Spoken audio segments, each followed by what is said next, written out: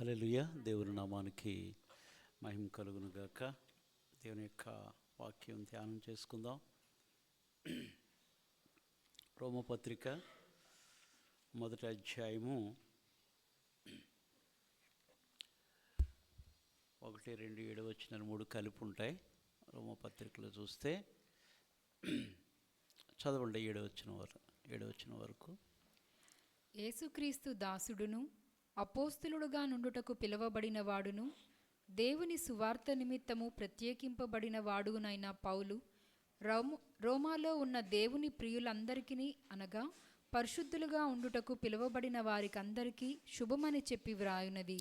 పరిశుద్ధులుగా ఉండుటకు పిలువబడిన వారందరికీ శుభమని చెప్పి వ్రాయినది. మన తండ్రి అయిన దేవుని నుండి ప్రభువైన యేసుక్రీస్తు నుండి కృపా సమాధానములు మీకు కలుగుగాక.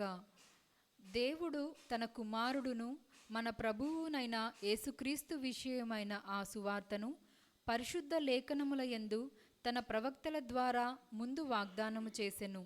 యేసుక్రీస్తు శరీరమును బట్టి దావీదు సంతానముగాను. ఈ మాటలు చాలా జాగ్రత్తగా వినాలి. యేసుక్రీస్తు శరీరమును బట్టి దావీదు సంతానముగాను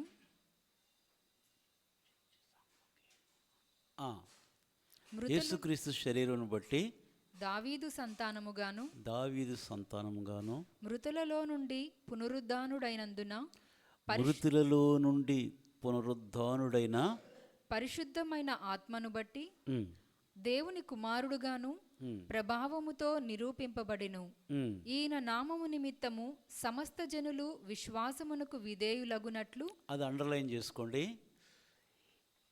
ఈయన యొక్క నామము నిమిత్తము సమస్త జనులు విశ్వాసమునకు విధేయులగునట్లు. సమస్త జనులు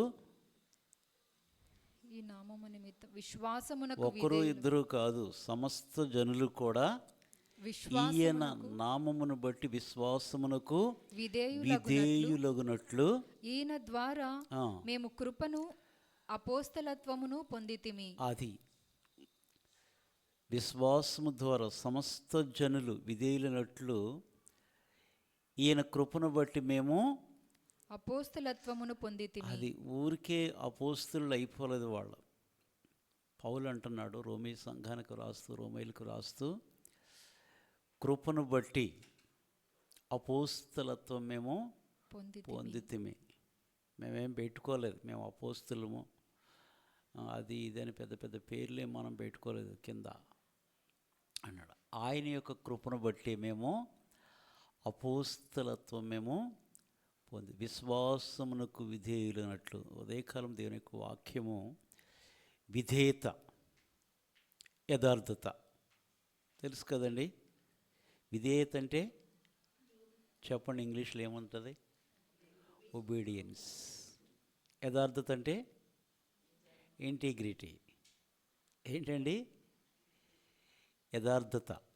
యథార్థత అంటే ఏంటంటే పైన లోపల ఒకే రీతిగా ఉండాలి. పైన ఒక రూపం, లోపల ఒక రూపం ఉంటే సైతాన్ రూపం. అది పైన ఒకటి లోపల ఒకటి ఉంటే అది ఇంకా వేషధారణ. హిజ్కియా దేవుని సన్నిధికి వెళ్ళి ప్రార్థన చేసినప్పుడు మనం ఎరుగుదాం. 2వ రాజులు 20వ అధ్యాయం 3వ వచనం, యెషయా గ్రంథం 38వ అధ్యాయం 3వ వచనం మనం చూస్తే, యెహోవా యథార్థ హృదయుడినై నీ సన్నిధిలో నేను ఇట్లు నడుచుకుంటును, కృపతో నీవు నన్ను జ్ఞాపకము చేసి. యథార్థ హృదయుడినై నేనైతే దేవుని సన్నిధిలో యథార్థ హృదయుడిని అంటాడు కీర్తనాకారుడు. నేనైతే యథార్థ హృదయుడినై ఆయన ముఖ దర్శనము నేను చేసేదను. యథార్థత లేకపోతే ఆయన సన్నిధికి వెళ్ళి మనం ప్రార్థన చేయలేం. దేవుని మందిరానికి వెళ్ళారు. ఎవరు వెళ్ళారు? పరిసయ్యుడు వెళ్ళాడు, ఇంకెవరు వెళ్ళారు? సుంకరి. ఇరువురు దేవుని సన్నిధికి ప్రార్థన చేయటానికి వెళ్ళారు. అయితే తనను తాను హెచ్చించుకున్నాడు, బాహ్యంగా హెచ్చించుకున్నాడు. నేను అది ఇస్తున్నాను, నీకు ఇది ఇస్తున్నాను ప్రభువా, నీకేమీ తక్కువ చేయలేదు, వారానికి 2 సార్లు నీ కొరకు నేను ఉపవాసం ఉంటున్నాను, నాకు కలిగిన దాంట్లోది నేను టైత్ 10వ భాగం ఇస్తున్నాను, ఇంకా రకరకాలుగా ప్రార్థన చేశాడు, హెచ్చించుకున్నాడు. కానీ సుంకరైతే ఆకాశం వైపు కన్నులెత్తుటకు ధైర్యము చాలక దూరముగా ఉండి పాపినైన నన్ను కరుణించుమని ప్రార్థన. అతడి కంటే ఇతడు నీతిమంతుడిగా తీర్చబడి వెళ్ళెను అని దేవుని యొక్క వాక్యం. యథార్థత విధేయతకి యేసు ప్రభువే మాదిరి. మత్తయి సువార్తలో మనం చూస్తాం. మత్తయి సువార్త 12వ అధ్యాయము 46 నుంచి 50 వరకు. మత్తయి సువార్త 12వ అధ్యాయము 46 నుంచి 50 వరకు చదవండి. ఆయన జన సమూహములతో ఇంకా మాట్లాడుచుండగా, ఇదిగో ఆయన తల్లియు సహోదరులను ఆయనతో మాట్లాడగోరుచు వెలుపల నిలిచియుండిరి. అది ఆయన వాక్య పరిచర్య చేస్తూ ఉంటే జన సమూహములతో ఆయన మాట్లాడుచుండగా ఎవరు వచ్చారు? ఆయన తల్లి సహోదరులను ఆయనతో మాట్లాడగోరుచు వెలుపల నిలిచియుండిరి. అప్పుడొకడు, ఇదిగో నీ తల్లియు నీ సహోదరులను నీతో మాట్లాడవలెనని వెలుపల నిలిచియున్నారని ఆయనతో చెప్పాను. ఇంతలో ఒక వ్యక్తి వచ్చాడు, బోధకుడా, ఇదిగో నీ కొరకు నీ తల్లి నీ సహోదరులు బయట వేచి ఉన్నారు, నీతో మాట్లాడాలని. అంటే ప్రభు ఎవరికి మర్యాద ఇచ్చాడు మీరు చదవండి. అందుకు ఆయన తనతో ఈ సంగతి చెప్పిన వాని చూచి, నా తల్లి ఎవరు, నా సహోదరులు ఎవరు? అది అంటే ప్రభువుకు మర్యాద లేదా? ప్రభువుకు మర్యాద తెలీదా? ఎవరు నా తల్లి, నా సహోదరులు ఎవరు నా సహోదరులు? ప్రభు ఎవరికి విలువనిచ్చారు అనేది మనం నేర్చుకుంటాం అని చెప్పి తన శిష్యుల వైపు చేయి చాపి, ఇదిగో నా తల్లియు నా సహోదరులను పరలోకమందున్న నా తండ్రి చిత్తము చొప్పున చేయువాడే. ఎవరంటండి చేయి చాపి? తన శిష్యుల వైపు ఆయన చేయి చాపి, ఇదిగో నా తల్లియు నా తల్లియు నా సహోదరులను పరలోకమందున్న నా తండ్రి చిత్తము చొప్పున చేయువాడే నా సహోదరులను. పరలోకమందున్న నా తండ్రి చిత్తము చెప్పున చేయువాడే నా సహోదరుడును నా సహోదరియు నా తల్లియు ననెను. వాళ్ళే నా బ్రదర్స్, వాళ్ళే మా సిస్టర్స్, వాళ్ళే మా మదర్ అంటున్నాడు ఆయన. వారే నా తల్లి, వారే నా సహోదరుడు, వారే నా సహోదరి. అంటే పరలోకమందున తండ్రి యొక్క చిత్తం. అంటే ప్రభువు విధేయతకి ఎంత కారకుడో, విధేయతకి ఆయనే మాదిరి. ఫిలిప్పి 2:8 కూడా మనం చదువుతాం. ఫిలిప్పి 2:8 కూడా చూడండి.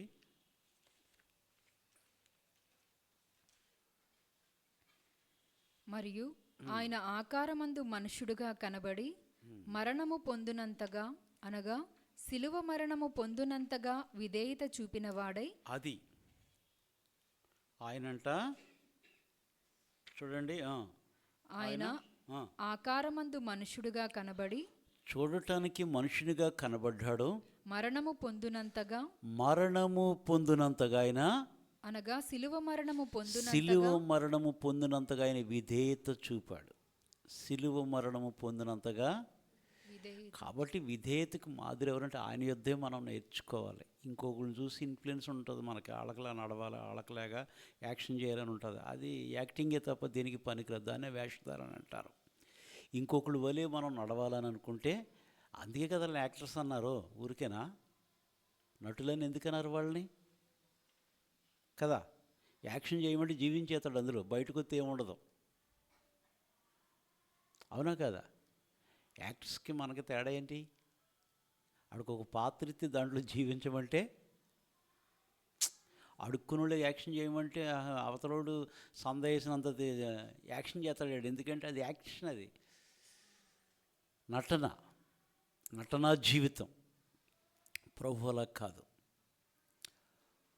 ఆయన ఆకారమందు మనుషుడిగా కనబడినప్పటికీ దైవ స్వరూపము కలిగిన వాడే. కానీ ఆయన తనను తాను తగ్గించుకొని శిలువ మరణము పొందినంతగా ఆయన విధేయత చూపించబడ్డాడు గనుకనే, విధేయత చూపాడు గనుకనే ఆయన అంతగా హెచ్చించబడ్డాడు. ఆయన అంత తగ్గించుకున్నాడు, ఆయన అంతగా హెచ్చించబడ్డాడు. హల్లెలూయా. అది దేవునికి మనకున్నటువంటి విధానం. అందుకే ఆయన యొద్ద మనము నేర్చుకోవాలి విధేయత. ఉదయకాలం ముందు విధేయత, యథార్థత. దేవుని సన్నిధిలో ఏ రీతిగా మనం విధేయత కలిగి ఉంటే దేవునికి నామాన్ని మనం మహింపరచగలము. కొన్ని విషయాలు మనం నేర్చుకుందాం. ఒక పాట పాడుకుందాం. తల్లిలా లాలించును, తండ్రిలా ప్రేమించును. మన దేవుడు ఎవరంటండి కదా, యెషయా 66:13 చదువుతాం. ఒకని తల్లి వానిని ఆదరించినడు. దేవుని ప్రేమ తల్లి వంటిది. దేవుని ప్రేమ ఎటువంటిది అంటే అండి, తల్లి వంటి. మన కలన తల్లిదండ్రులు మన మందు ఉండొచ్చు, లేకపోవచ్చు, కానీ ఆయన ప్రేమ తల్లిని మరిపించే ప్రేమ, తండ్రిని మరిపించేటటువంటి ప్రేమ. యెషయా 49:15 కదా మనం ఎప్పుడు చదువుకుంటాం. ఏం చదువుకుంటాం? స్త్రీ తన గర్భమున పుట్టిన బిడ్డను, స్త్రీ తన గర్భమున పుట్టిన బిడ్డను కరుణింపకుండా మరచున, తన చంటి పిల్లను మరచున. తన చంటి బిడ్డను ఏ తల్లి కూడా మరచున. చూపంతా ఇటు ఉంటుందంటే అండి, చిన్నపిల్లలు ఉంటే పక్కన ఏమైనా జరగనివ్వండి, కళ్ళన్నీ ఎటుంటాయి. నువ్వెన్ని చేసి నువ్వు చేసి వాళ్ళ చూపు మళ్ళించాలన్నా మళ్ళించలేవు. కళ్ళన్నీ కూడా అట్టే.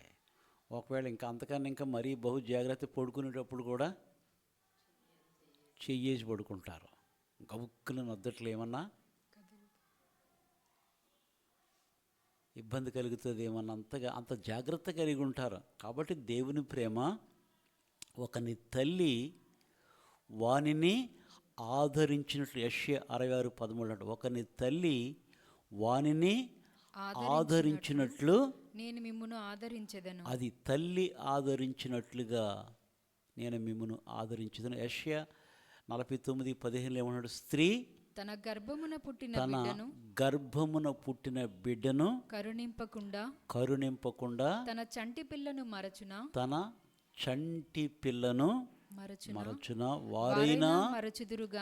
మరచుదురు గాని నేను నిన్ను మరువను. అది వారు మర్చిపోవచ్చు. దేవుని వాక్యం చెప్పిందంటే మనం ఖచ్చితంగా నమ్మవలసింది. వారైనా ఉట్టిది అంతా ఎలా మర్చిపోతారు, కన్న తల్లి మర్చిపోతారు. మర్చిపోయి చాలామంది ఉన్నారు. భ్రూణహత్యలు తెలుసా? భ్రూణహత్య అంటే తెలుసా? భ్రూణహత్యలు అంటే తెలుసా ఎవరికైనా? గర్భంలో ఉండగానే ఇంకా అక్కర్లేదు అనుకున్నప్పుడు ఏం చేస్తారంటే అండి, హత్య చేయటమే కదా డైరెక్ట్గా. అది ఇండైరెక్ట్గా అది ఈ బిడ్డ మనకు వద్దనుకున్నప్పుడు దాన్ని ఏం చేస్తారంటే అండి, వాళ్ళు ఏ మెడిసిన్ ద్వారానో లేకపోతే ఏదో రీతిగా ఆ బిడ్డను తీసేయాలనుకుంటే దాన్నే భ్రూణహత్యలు అంటారు. దేవుడు ఇచ్చిన దాన్ని మనం ఏం చేస్తామంటే అండి, అట్లా ఎన్నో చూస్తున్నాం కదా. వారైనా మరుచుదురు కానీ నేను నిన్ను మరువను. చూడుము, నా అరచేతిలో నేను నిన్ను చెక్కుకొని ఉన్న నిత్యము నీ ప్రాకారములు నా ఎదుట ఉన్నవి అంటాడు. యెషయా 54:9-10 ఎక్కడ ఉంటుంది కదా మాకు మాట. పర్వతములు 54 అమ్మా, 54:10 చదవండి. యెషయా గ్రంథం 54. పర్వతములు తొలగిపోవచ్చు, మెట్టలు తత్తరిల్లవచ్చు, నా కృప నిన్ను విడిచిపోదు. అయితే దేవుని కృప మాత్రం ఎప్పుడు కూడా నిన్ను వెంటాడుతూనే ఉంటుంది. దేవుని కృప. అందుకే ప్రభు చెప్పాడు, నిన్ను విడువను, నిన్ను ఎడబాయను. గ్రేట్ కమిషన్లో కూడా ఆయన చెప్తాడు, 28వ అధ్యాయం మత్తయి సువార్తలు అంటాడు. ఆకారంలో ఏమంటే, ఇదిగో యుగ సమాప్తి వరకు సదాకాలము కూడా నేను మీతో కూడా ఉందును అంటాడు. దేవుడు మాట ఇచ్చాడంటే మాట ఆయన నెరవేర్చేటటువంటి గొప్ప దేవుడు. పర్వతములు తొలగనొచ్చు, మెట్టలు తత్తరిల్లినను తత్తరిల్లినను నా కృప నిన్ను విడిచిపోదు. నా కృప నిన్ను విడిచిపోదు. సమాధాన విషయమైన నా నిబంధన సమాధాన విషయమైన నా నిబంధన తొలగిపోదు అని నీ యందు జాలిపడు యెహోవా సెలవిచ్చుచున్నాడు. ఎవరంటండి? నీ యందు జాలిపడు యెరూషలేమును గురించి మాట్లాడుతున్నాడు.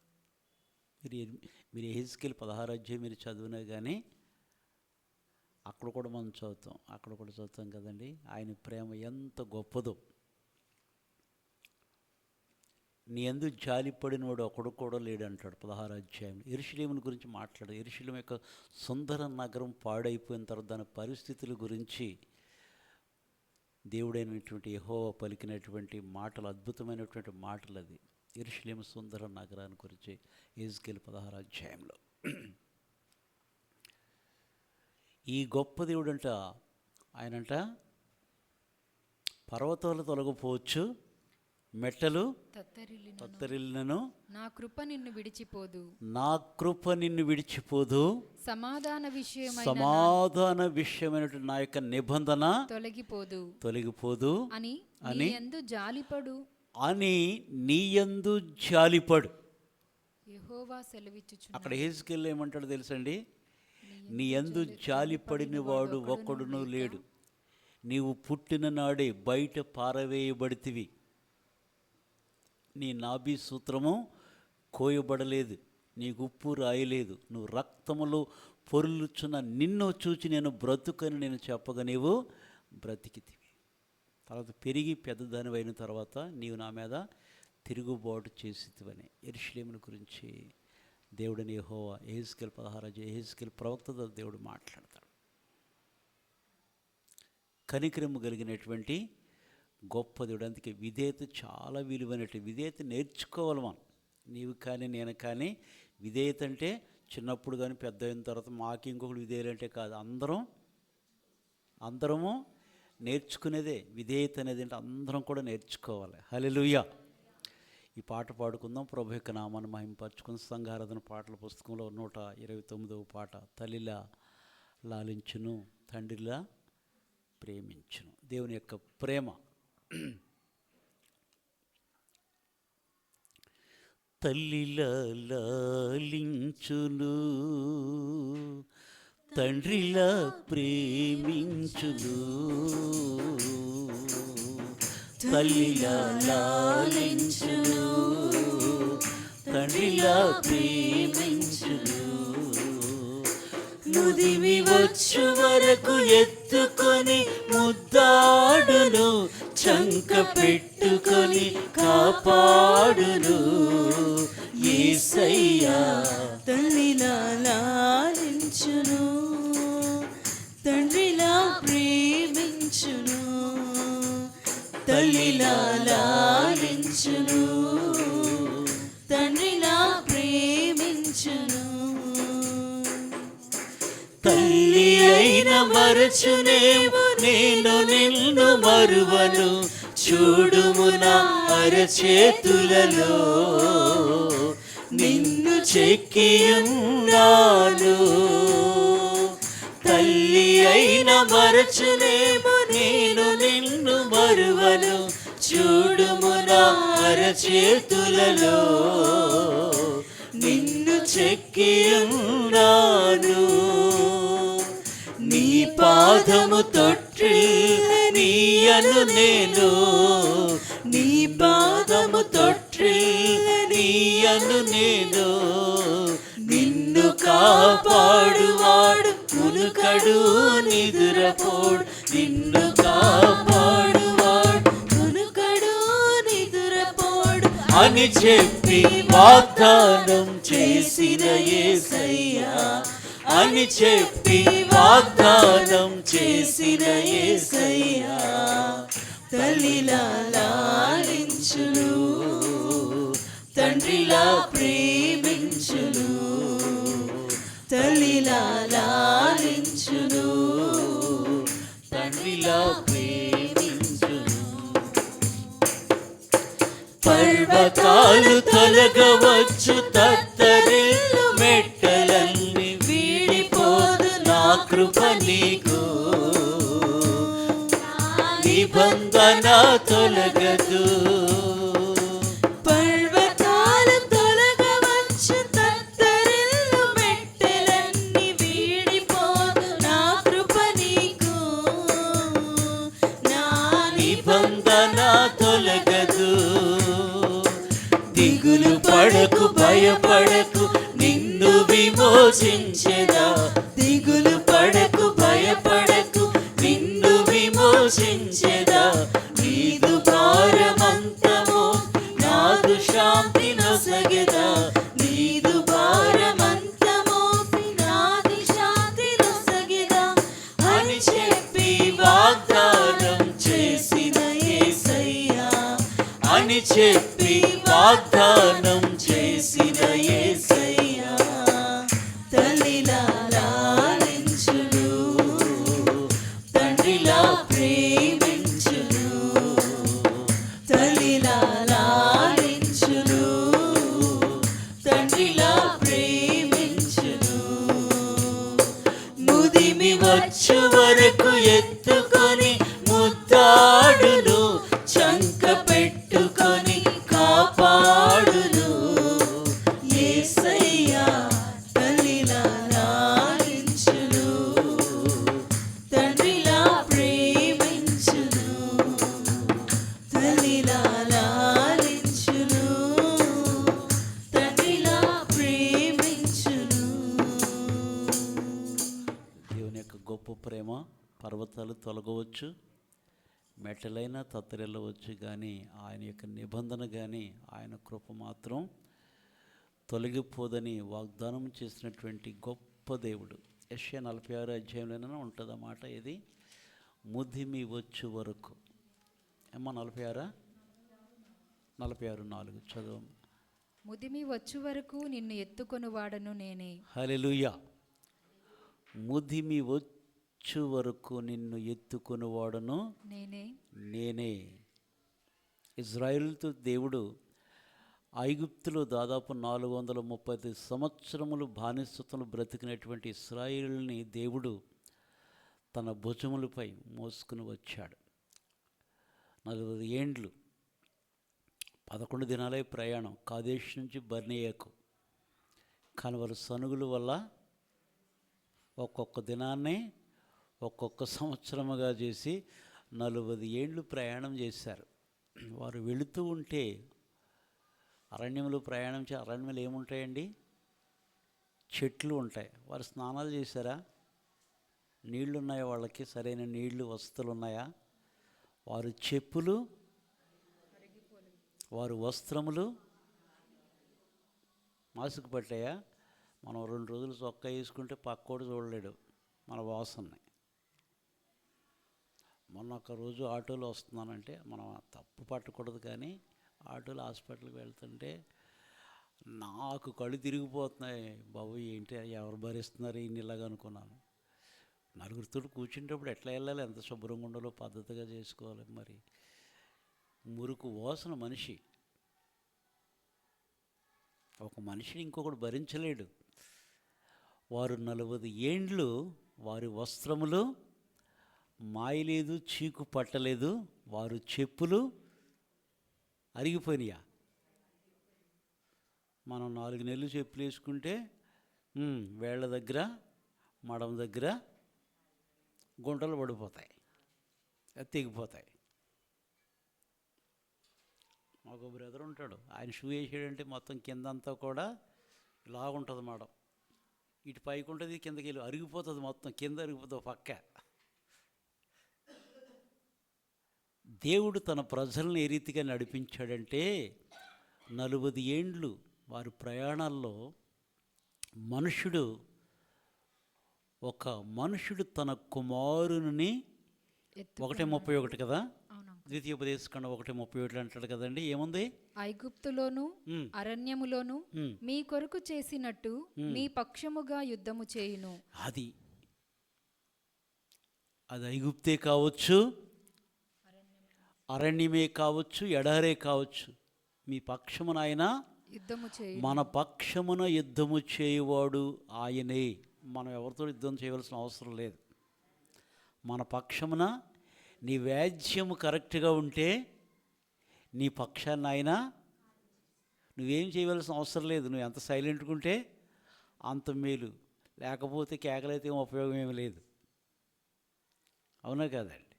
నీ పక్షమున యుద్ధము చేయువాడు ఆయన. మీరు ఈ చోటికి చేరు వరకు, మీరు ఈ స్థలానికి ఈ చోటుకు చేరు వరకు, మీరు వచ్చిన మార్గం అంతటిలోను, మీరు ప్రయాణము చేసి వచ్చిన మార్గము అంతటిలోనూ మనుష్యుడు తన కుమారుని ఎత్తుకొనున్నట్లుగా మీ దేవుడైన యెహోవా మిమ్మును ఎత్తుకొని వచ్చిన సంగతి దైవజనుడైన మోషే ప్రవక్త ఈ మాటను తెలియపరుస్తున్నాడు. ఈ చోటుకు మీరు చేరు వరకు కూడా మీరు వచ్చిన ఆయనే నీ వచ్చిన మార్గం అంతటిలో కూడా మనుష్యుడు తన కుమారుని ఎత్తుకొనున్నట్లు మీ దేవుడైన యెహోవా మిమ్మును ఎత్తుకొని, నీ దేవుడైన యెహోవా మిమ్మును ఎత్తుకొని వచ్చిన సంగతి, దేవుని ప్రజలందరినీ కూడా ఎత్తుకొని వచ్చినటువంటి సంగతి. దాదాపు 8 లక్షల మంది ప్రజలండి. 6 లక్షల చిల్లరే. ఏది మనకు మామూలుగా లెక్కేసుకుంటే కాల్బలము 6 లక్షల చిల్లరే. కానీ ఇంచుమించు 20 సంవత్సరాల పైనుంచి కనుక మనం చూస్తే కనుక దాదాపు 30 వరకు ఉంటారు, 30 దాటే ఉంటారు. అందుకే దాదాపు 40 లక్షల ప్రజలు అంటాం మనం లెక్కేసుకుంటే. 20 సంవత్సరాల లోపులు లెక్కైపోతే వీళ్ళు మనుషులే కదా మరి. వారి పిల్లలు, వారి భార్యలు కేవలం పురుషులనే ఉందా, స్త్రీలనే ఉందా, పిల్లలనే ఉందా? కేవలం కాల్బలం అంటే మనం 6 లక్షల చిల్లరని మనం చదువుతాం. కానీ 20 ఏళ్ళ పైబడిని మనం చూస్తే అందరూ లెక్కేస్తే ఎంత? ఒక్కొక్క కుటుంబానికి తక్కువ తిన్నారా? వాళ్ళు తిన్న భోజనం తెలుసు కదా, 3 కిలోమీటర్లు. తర్వాత పూరీళ్ళు వాళ్ళ కొరకు దేవుడు ఈ అరణ్యములు మాకు ఆహారము సిద్ధపరచగలడా అని దేవుని యొక్క హస్తాన్ని పరీక్షించారు. దేవుని కోపం రగులుకున్నది.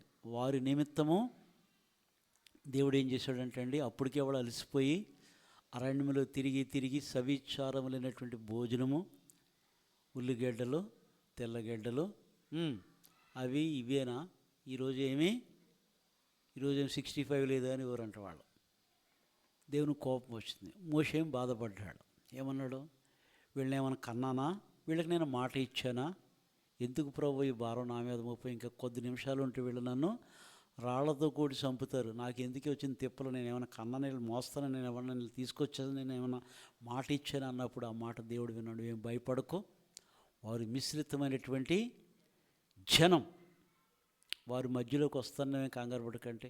మోషే అడ్డుపడ్డాడు. అయినప్పటికీ దేవుడు ఏం చేశాడు? వారి యొక్క కడుపు నింపుడు కొరకు పూరీలను పంపించాడు. తిని ఏం చేశారంటండి? తనిసిరి అంటే తిని ఒక్కొక్కడు అంటాడు చూడు, ఎన్ని రోజులు అయిపోయింది చికెన్ తినంటే, 1 కిలో పట్టుకొచ్చి పడితే తినాడు ఏం చేస్తాడు? అమ్మో ఇంకెప్పుడు తేవద్దు, ఇప్పుడు వద్దు అంటాడు. మళ్ళీ 2వ రోజుకి మళ్ళీ కావాలంటాడు. అప్పుడు మాత్రం కడుపు నిండిపోయేటప్పటికి వద్దనుకుంటా, తెల్లటోడికి అదే కక్కుర్తుంటుంది. తిని మన పితరులు ఏం చేశారంటే అండి, అందుకే వాళ్ళ గురించి కూడా మనకి ఎగ్జాంపుల్స్ ఉన్నాయి. మీరు మీ పితరులు వంటి వారు మీరు ఉండవద్దు అని. యెషయా 46:4 చదవండి. ఆ మాట చదవండి. ఇందాక మనం చదువుకున్న మాట. యెషయా గ్రంథం 46:4 చదివారు కదా. ముదిమి వచ్చు వరకు నిన్ను ఎత్తుకొని వాడను నేనే. ముదిమి వచ్చు వరకు నిన్ను ఎత్తుకొని వాడను నేనే.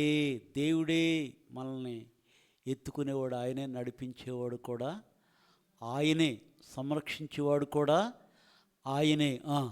తల వెంట్రుకలు నెరయు వరకు నిన్ను ఎత్తుకొని వాడను నేనే. అది ఇప్పుడు మనం మానవ రీతిగా చూస్తే గనక ముదిమి వచ్చిన తల్లిదండ్రులు ఏం చేస్తున్నారు? బయటికి తీసుకెళ్తామని చెప్పి అరణ్యంలోనే అక్కడ విడిచిపెట్టి వచ్చేస్తున్నారు, సమాధిలోనే అక్కడ విడిచిపెట్టి చూస్తున్నాం మనం చాలా బాధ. వీళ్ళేమనుకుంటారు, మాకు బిడ్డలు ఉన్నారు, మమ్మల్ని చూసుకుంటారని ఎంతో కలలుగంటారు. కలలన్నీ కూడా కలలుగా ఉండవు, అవన్నీ కొంతకాలమే ఉంటాయి. అన్నీ కూడా మానవ స్వభావం చాలా భయంకరమైనటువంటిది. అన్నిటికంటే మానవుడు శ్రేష్టమైనవాడు, కానీ అన్నిటికంటే కూడా వాడి స్వభావం కూడా దుష్ట స్వభావం, నమ్మటానికి వీల్లేదు. ఈ నరుడు అనేటువంటి గోతులోకి వెళ్ళే వరకు కూడా నమ్మటానికి వీలు లేదు. ఏదైనా ఉన్నదంటే అది ఉందా అని లేచిపోతాడు అనమాట. స్వార్థపరుడు. ముదిమి వచ్చే వరకు నిన్ను ఎత్తుకొని వాడను నేనే,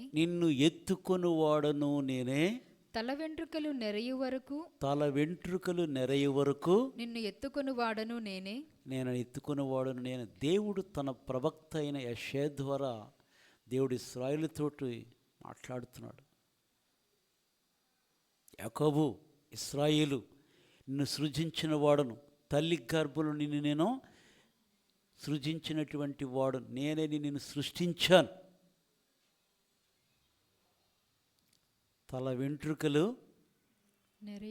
నెరయు వరకు నిన్ను ఎత్తుకొని వాడను నేనే చేసి ఉన్నాను. నేను నిన్నే చేశాను కదండి. మంటికి రూపమునిచ్చి, మనం ఎవరో అంతా కూడా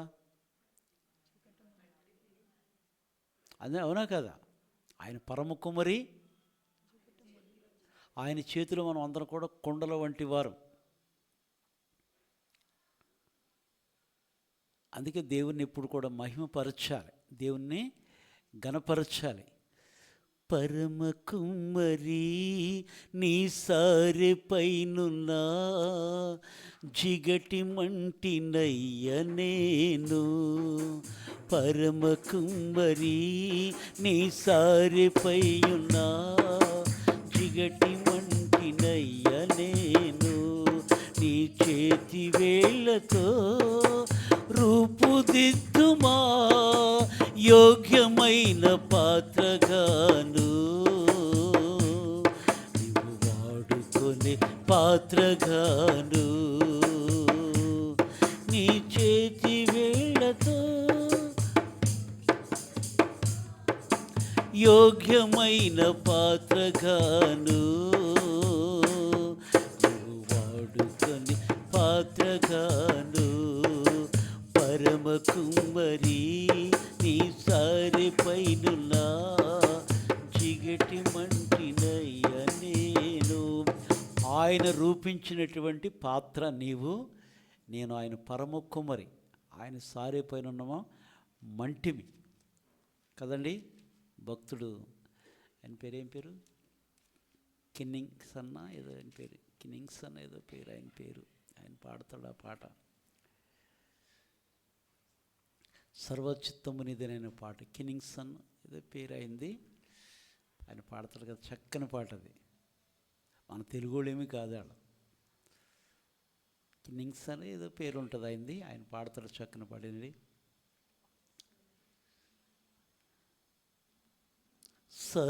సరిపైనున్న మంటినయ్యా సరి అయిన పాత్రన్ చేయుమయ్యా. సర్వేశ్వరా నిరీక్తుండను సర్వద నిన్నే సేవింతును. చిత్తంబు నీదేనయ్యా స్వరూపమేచు కుమారివే. సర్వచిత్తంబు నీదేనయ్యా స్వరూపమేచు కుమారివే. సారి పైనున్న మంటినయ్యా సరి అయిన పాత్రన్ చేయుమయ్యా. సర్వేశ్వరా నిరీక్తుండను సర్వదా నిన్నే సేవింతును. సర్వేశ్వరా నిరీక్తుండను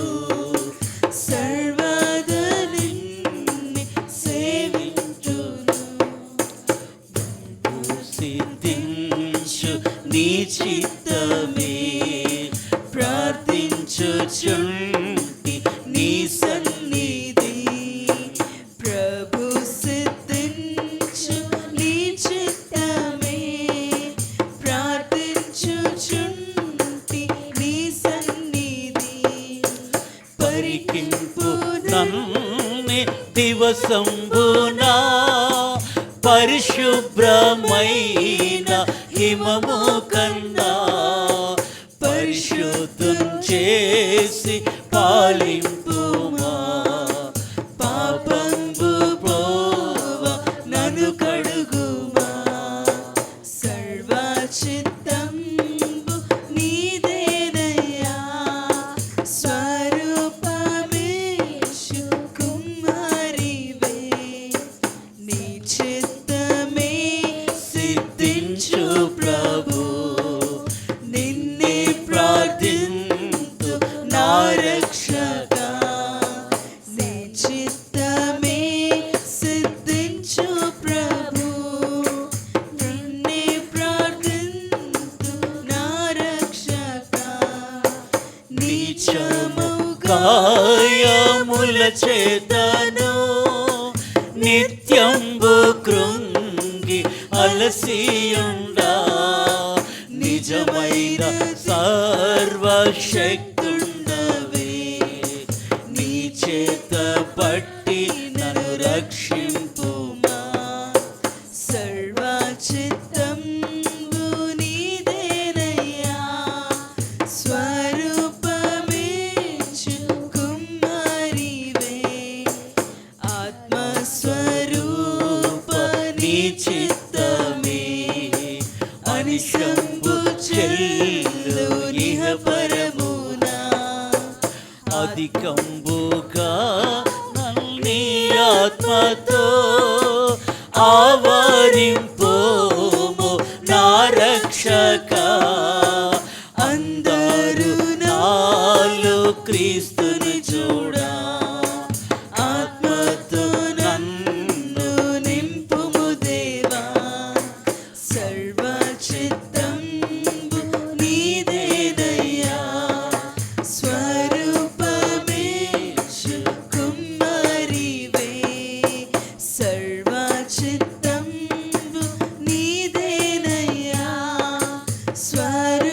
స్వరూపమేషు కుమారివే సారిపై నా వంటినయ్యా సరి అయిన పాత్ర చేయుమయ్యా సర్వేశ్వరా నేరిక్తుండను సర్వదా నిన్నే సేవింతును సర్వేశ్వరా నేరిక్తుండను సర్వదా నిన్నే సేవింతును హల్లెలూయా.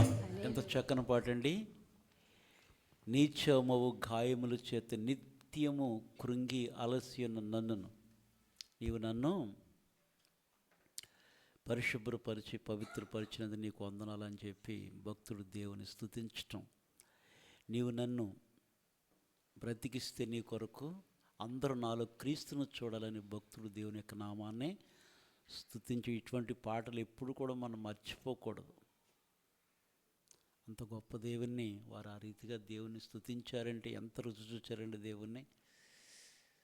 ఆ టేస్ట్ చూసినోడికి అర్థమవుతుంది ఆయనది. అందుకే నేను ఎప్పుడు చెప్తాను, పాటలకి కీర్తనలకు చాలా తేడా ఉంటుంది.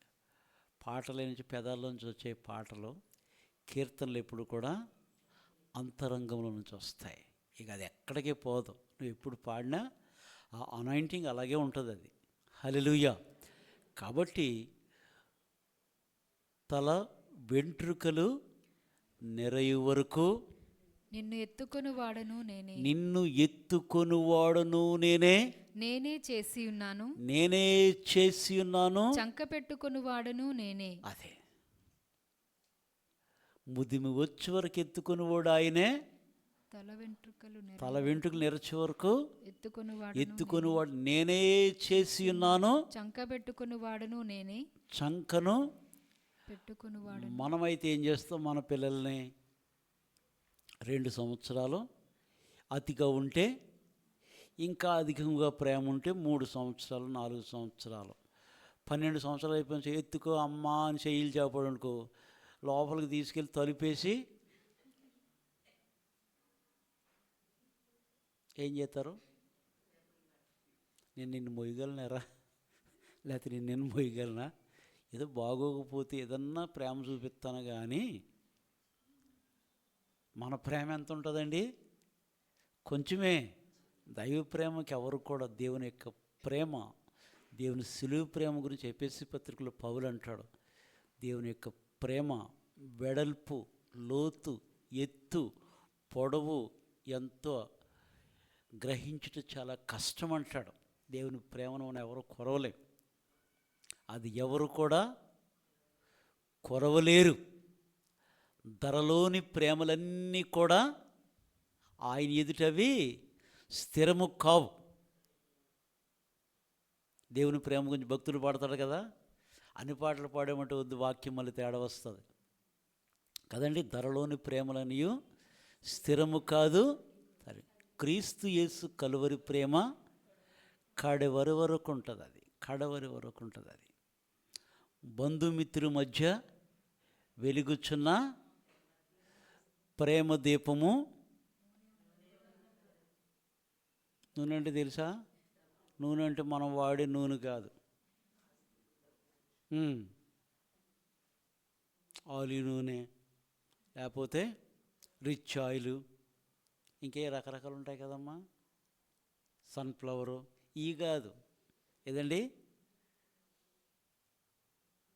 బంధుమిత్రుల మధ్య వెలుగుచున్నటువంటి ప్రేమ దీపము. నూనె ఉన్నంత కాలమే వెలుగునిస్తుందా? వాళ్ళ దగ్గర ఏమీ లేదనుకో ఏమైపోతుంది? కొన్ని రోజుల తర్వాత రాకపోకలు, అదే అన్నీ ఉంటే ధనవంతుడికి అందరూ చుట్టాలే, దరిద్రుడికి దగ్గర ఉన్నోళ్ళు కూడా దూరం అయిపోతారు. ఆడనుకుంటాడు నేనేం పాపం చేసి నా ఇంటికి ఎవరు రావట్లేదు. కారణం ఏంటంటే మన దరిద్రత అన్నమాట అర్థం. మానవ ప్రేమలు చాలా భయంకరం. దైవ ప్రేమ ఎప్పుడు కూడా, అందుకే దైవ ప్రేమను వెంటాడటం మనం నేర్చుకోవాలి. ఏ స్థితిలో అయినా దేవుడు ఎప్పుడు కూడా విడిచిపెట్టాడు. ఆయన ఎప్పుడు కూడా ఆయన ముదిమి వచ్చే వరకు తల వెంట్రుకలు నేనే నేను చేసి ఉన్నాను, నేనే నిన్ను చంకను పెట్టుకుని వాడును, నేనే నిన్ను ఎత్తుకొనుచు రక్షించువాడను, నిన్ను ఎత్తుకుంటాను, నిన్ను రక్షిస్తాను. చదవండి. అది దేవుని యొక్క ప్రేమ. అందుకే విధేయత మనము నేర్చుకోవాలి. ఆయన ఎంత విధేయుడంటే, ఆయన నజరేతుకు వచ్చి వారి యొక్క తల్లిదండ్రులకైనా లోబడి ఉండెనని యేసు ప్రభువు గురించి వ్రాయబడిన మాటలు ఒక సువార్తలు మనం చూద్దాం. జాకారు వచ్చి 51, 51 ఎక్కడ ఉంటుంది అక్కడ కదండి. తాను పెరిగి నజరేతుకు వచ్చి వారికి లోబడి ఉండెను. వారికి సృష్టికర్త సృష్టించిన మానవునికి, ఆయన సృజించినటువంటి మానవులకు లోబడ్డాడంటే అసలు మనం ఆ మాట ఒక్కటి అర్థం చేసుకుంటే సరిపోద్ది మనకి. అవునా కదండి? ఆయన మనం సృజించాడు, కానీ వారికి వచ్చి వారికైనా లోబడి తండ్రి చిత్తం నెరవేర్చుట కొరకు పరలోకమును మహిమను సింహాసనం విడిచి దాసుడిగా వచ్చి మానవ స్వభావం ధరించుకొని రక్తమాంసములు కలిగి ఆయన ఎంత విధేయత కలిగి వారికైనా లోబడి ఉండెను. అందుకే విధేయత చాలా విలువైనటువంటిది. ద్వితీయోపదేశ కాండము మీరు చదువుకుని తర్వాత రిఫరెన్స్ చెప్తాను. ద్వితీయోపదేశ కాండము 8వ అధ్యాయం తర్వాత చదువుకోండి. 8వ అధ్యాయంలోనూ ఇశ్రాయేలు గురించి దేవుడు సెలవిస్తాడు మోషే ద్వారా. 2 వచనాలే చదవమ్మా. 8వ అధ్యాయం. మీరు బ్రతికి అభివృద్ధి నొంది యెహోవా మీ పితరులతో ప్రమాణం చేసిన దేశమునకు పోయి దాని స్వాధీనపరచుకొనున్నట్లు నేడు నేను నీకు ఆజ్ఞాపించిన ఆజ్ఞలన్నిటినీ అనుసరించి నడుచుకొనవలెను. మరియు నీవు ఆయన ఆజ్ఞలను గైకొందువో లేదో, మరియు నీవు ఆయన యొక్క ఆజ్ఞలను గైకొందువో లేదో నిన్ను శోధించి అది. దేవుడు శోధకుడు కాదని గుర్తుపెట్టుకోండి. శోధించడం అంటే వేరు. శోధించడం అంటే ఏంటంటే కొన్నిసార్లు మన విశ్వాసానికి పరీక్ష ఉంటుంది. విశ్వాసానికి కదా, ఒకసారి చెప్పుకున్నాం మనం కదా, టెస్ట్కి టెంప్టేషన్కి చాలా తేడా ఉంటుంది. పరీక్షకు శోధనకు చాలా తేడా ఉంటుంది. చాలామంది వాక్యాలు తెలియక ఇబ్బంది పడుతూ ఉంటారు. పరమగీతం చదివితే అంతా కూడా ఎట్లా కనపడుతుంది మనకి? ఎట్లా కనపడుతుందండి? పరమగీతం చదివితే చాలామందికి అది ఏదో ఒక ప్రేమ లేఖ కనపడుతుంది, ఒక ప్రియుడు ఒక ప్రియురాలు అని కనపడుతుంది. కానీ ఆ సత్యాన్ని మనం అర్థం చేసుకోగలిగితే, అంటే దేవుడు దాని విషయాన్ని కూడా చాలా గౌరవంగా చూస్తాడు. ఆదికాండలో మీరు చూస్తే ఇస్సాకు ఎవరు? ఇస్సాకు భార్య ఎవరండి? రెబ్కా.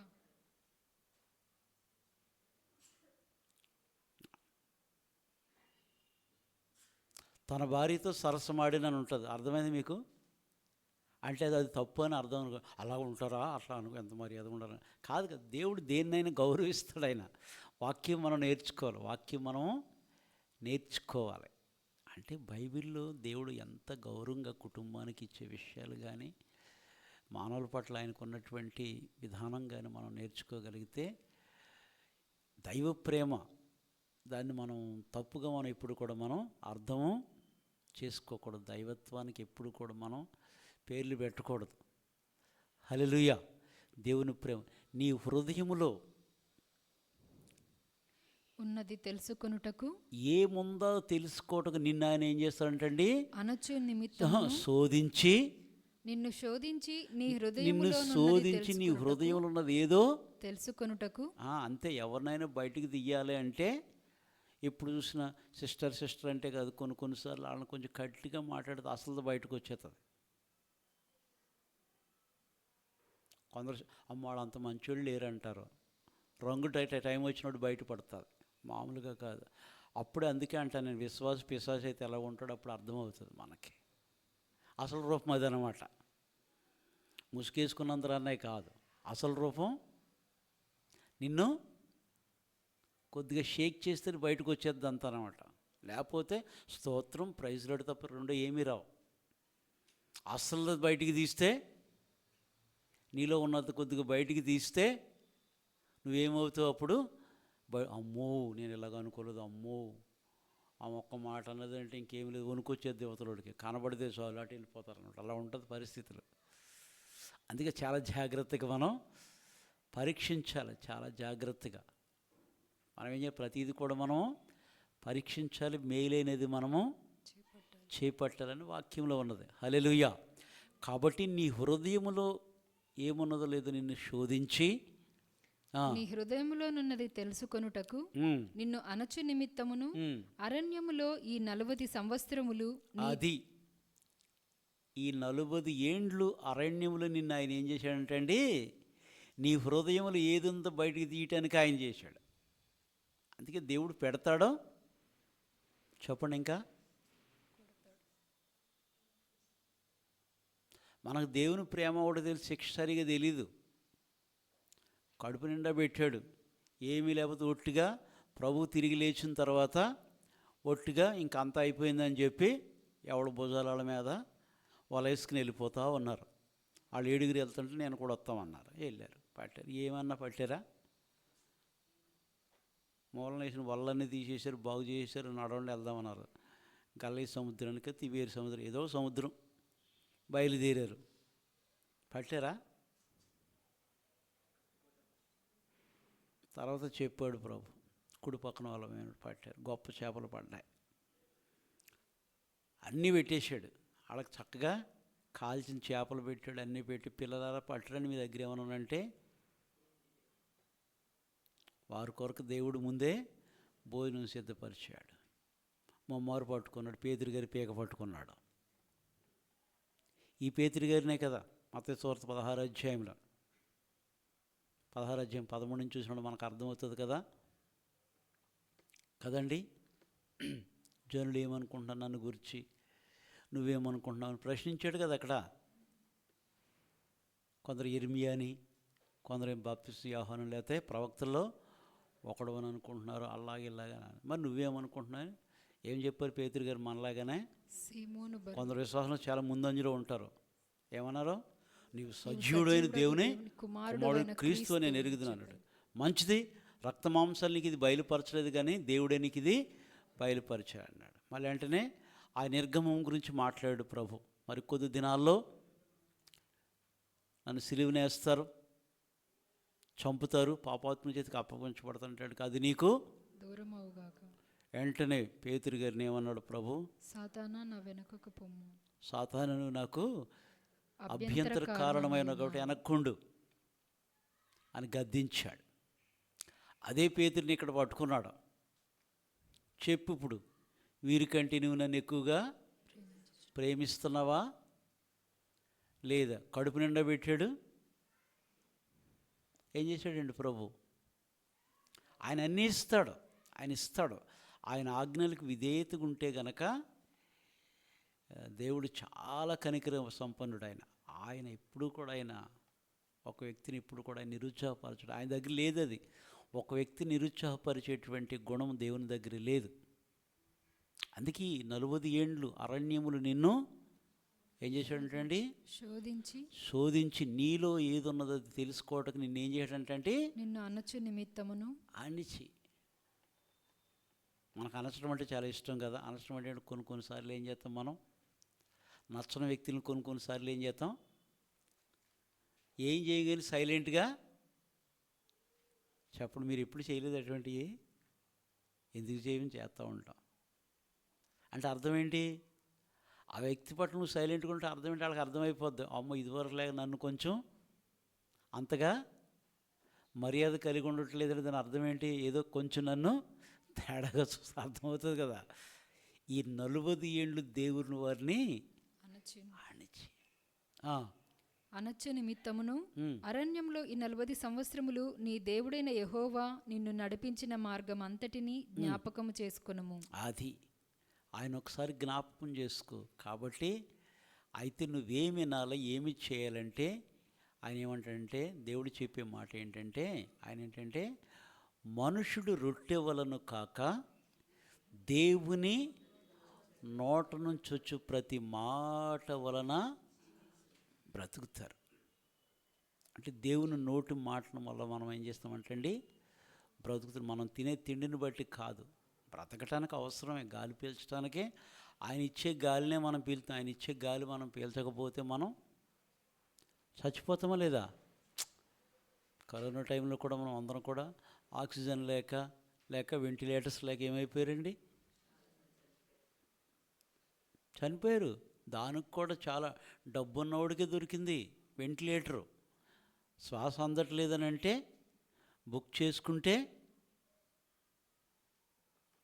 వెంటిలేటర్ అందరికి కూడా అందక కూడా కొందరు చంపేశారు కూడా. ఆడికి ప్రాణంతో పోతాడు, ఇంకో గంటలో చనిపోయారంటే మెల్లగా ఆ సిలిండర్ లాగేసి చంపేశారు కూడా. ఇక్కడ నిజామాబాద్లో ఎక్కడ చంపేస్తే పట్టుకున్నారండి ఒకడిని. అంటే వేరే వాళ్ళని ఇంకోళ్ళు బుక్ చేసుకున్నారు. వెంటిలేటర్ దొరక్క ఆడ ప్రాణంతో కొట్లాడుతున్నాడు. డబ్బులను అర్జెంటుగాను మరి కావాలి సిలిండర్ అంటే యువతలో ఉండే ప్రాణంతో ఉంటున్నా అది వైర్ లాగేసి పట్టుకున్నారు సీసీ కెమెరాల్లో.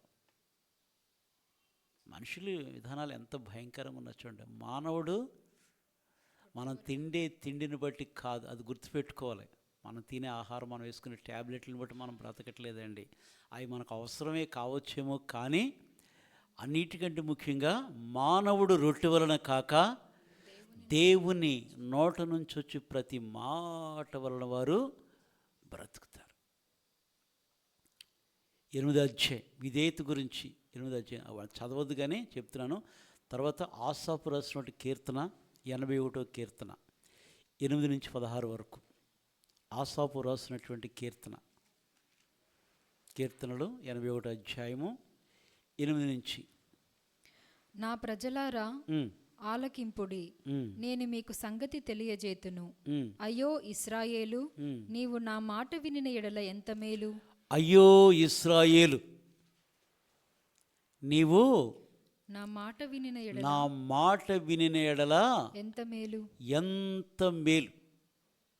దేవునికి ఎందుకు కోపం పుట్టించారు మన ప్రజలు? హెబ్రీ గ్రంథకర్త రాస్తారు కదండి, దేవుని మాట వినలేదు, అవిధేయత చూపారు కనుకనే నా యొక్క విశ్రాంతిలో వారు ప్రవేశించలేకపోయారని ప్రభువు చెప్తారు. అవిధేయత చాలా భయంకరమైనటువంటిది. అవిధేయత చాలా భయంకరం. అయ్యో ఇశ్రాయేలు, నీవు నా మాట విననేలు ఎంత మేలు. అన్యుల దేవతలలో ఒకటియును నీలో ఉండకూడదు. అన్యుల దేవతలలో ఒకదానికి నీవు పూజ చేయకూడదు. ఐగుప్తీయుల దేశములో నుండి నిన్ను రప్పించిన నీ దేవుడనగు యెహోవాను నేనే. ఐగుప్తుల దేశములో నుండి నిన్ను రప్పించినటువంటి నీ దేవుడనగు యెహోవాను నేనే. నీ నోరు బాగుగా తెరువుము. అది రప్పించినటువంటి దేవుడు, నీ నోరు బాగుగా తెరువు, దానిని నేను నింపేదను. నీ నోరు బాగుగా తెరువు, దాన్ని నింపేదనంటే దాని అర్థం ఏంటి? మనం దేవుని కొరకు ఆశ కలిగి ఉంటే, ఆశ కలిగిన ప్రాణాన్ని దేవుడు అంటే ఆకలి కొన్నాను ప్రభువా, నాన్ వెజ్ తోటి నింపమని కాదు అక్కడ. నీ నోరు బాగుగా తెరువుము, నేను దానిని నింపెదను. అయినను నా ప్రజలు నా మాట ఆలకింపకపోయిరి, ఇశ్రాయేలీయులు నా మాట వినకపోయిరి. అది మన పితరులు ఏం చేశారంటే అండి, దేవుని మాట ఆలకింపకపోయిరి. దేవుని మాట అంటే కదా, దేవుని మాట ఒక్కసారి వినాలంట. సువార్త కూడా మనం ఒక్కసారి వినాలంట. నేను కొందరి దగ్గర విన్నాను ఆ మాటలు, గొప్ప గొప్ప దైవజనుల దగ్గర. సువార్త అనేది ఒక్కసారి వినబడాలి, ఒక్కసారి వినాలి, 10 సార్లు వినొద్దు.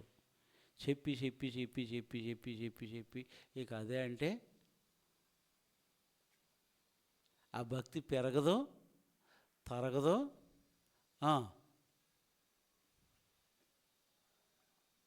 దేవుని మాట దొరికితే, ఎప్పుడు దొరుకుతుంది అని దాన్ని మనం స్వీకరించేవారు వలె మనము ఉండాలి. ఆయన మాట కొరకు,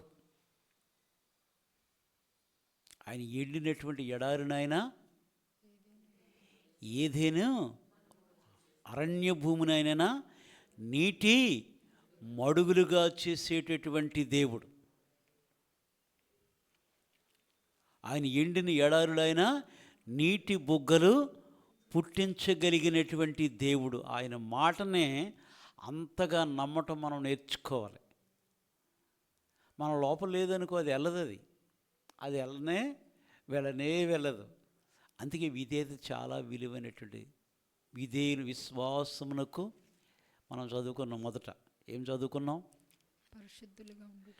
విశ్వాస మూలముగా విధేయులైనట్లు ఆయన కృప వలన మేము అపోస్తలత్వము పొందితిమి అంటున్నాడు పౌలు.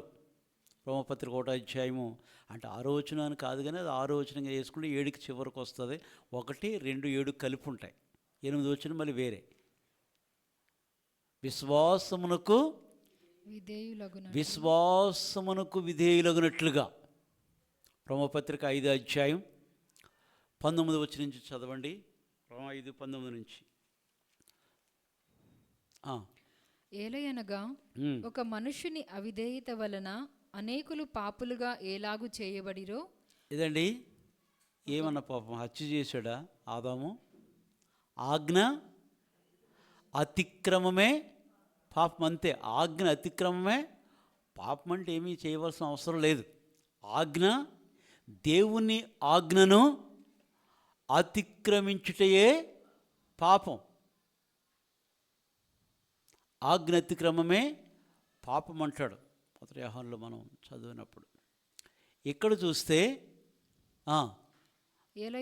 రోమా సంఘంతో పౌలు మాట్లాడుతున్నాడు. ఎలైనగా ఒక మనుషుని అవిధేయత వలన, ఒక మనుషుని అవిధేయత వలన అనేకులు పాపులుగా ఎలాగు చేయబడిరో అలాగే ఒకని విధేయత వలన, అది ఒకని అవిధేయత, ఒకని విధేయత.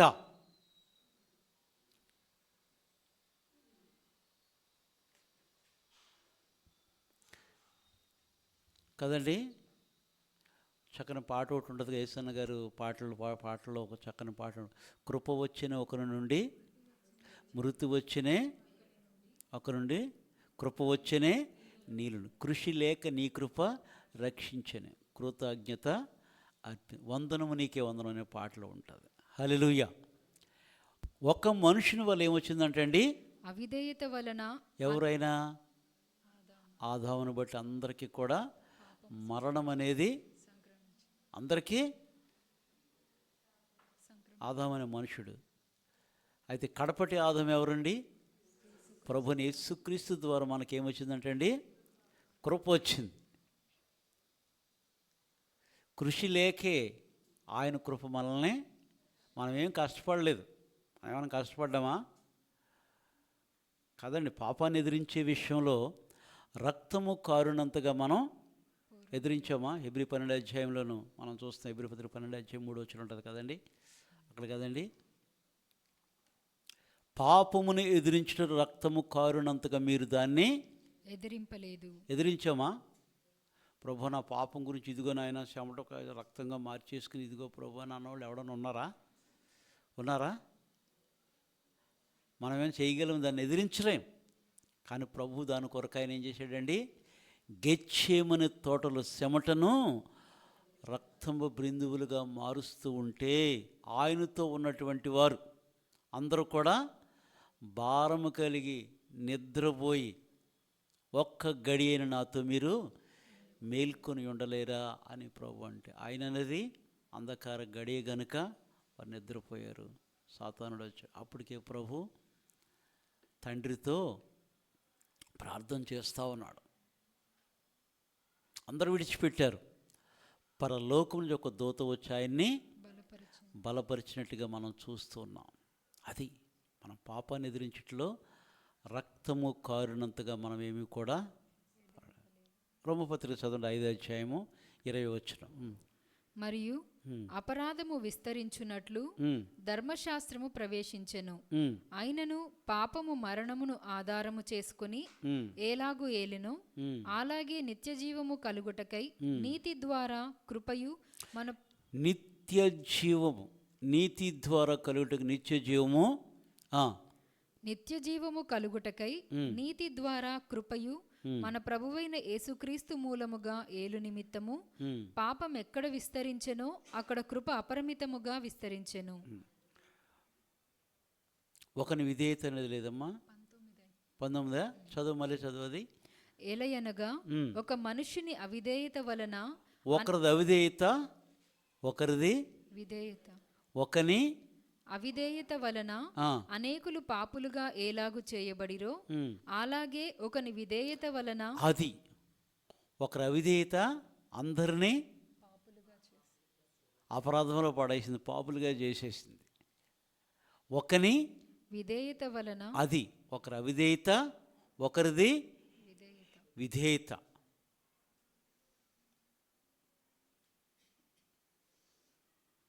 సాతానుగాడు మొదట్లో ఎవరండి? అభిషేకించబడినటువంటి కెరూబు కాదా? లూసిఫర్ ఎవరు? అభిషేకించబడినటువంటి కెరూబు. దేవుని కంటే కూడా హెచ్చించుకుంటే దేవుడు ఏం చేశాడంటే అండి,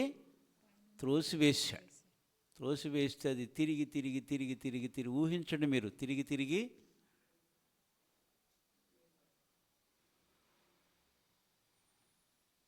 యెషయా గ్రంథం 14 ఉంటుంది కదా, తిరిగి అంటే అక్కడి నుంచి తోస్తే ఉత్తర దిక్కున సభాపర్వతం మీద ఉండి ఎంతో హెచ్చించుకునేవాడు లూసిఫర్ ప్రధాన దూతగా.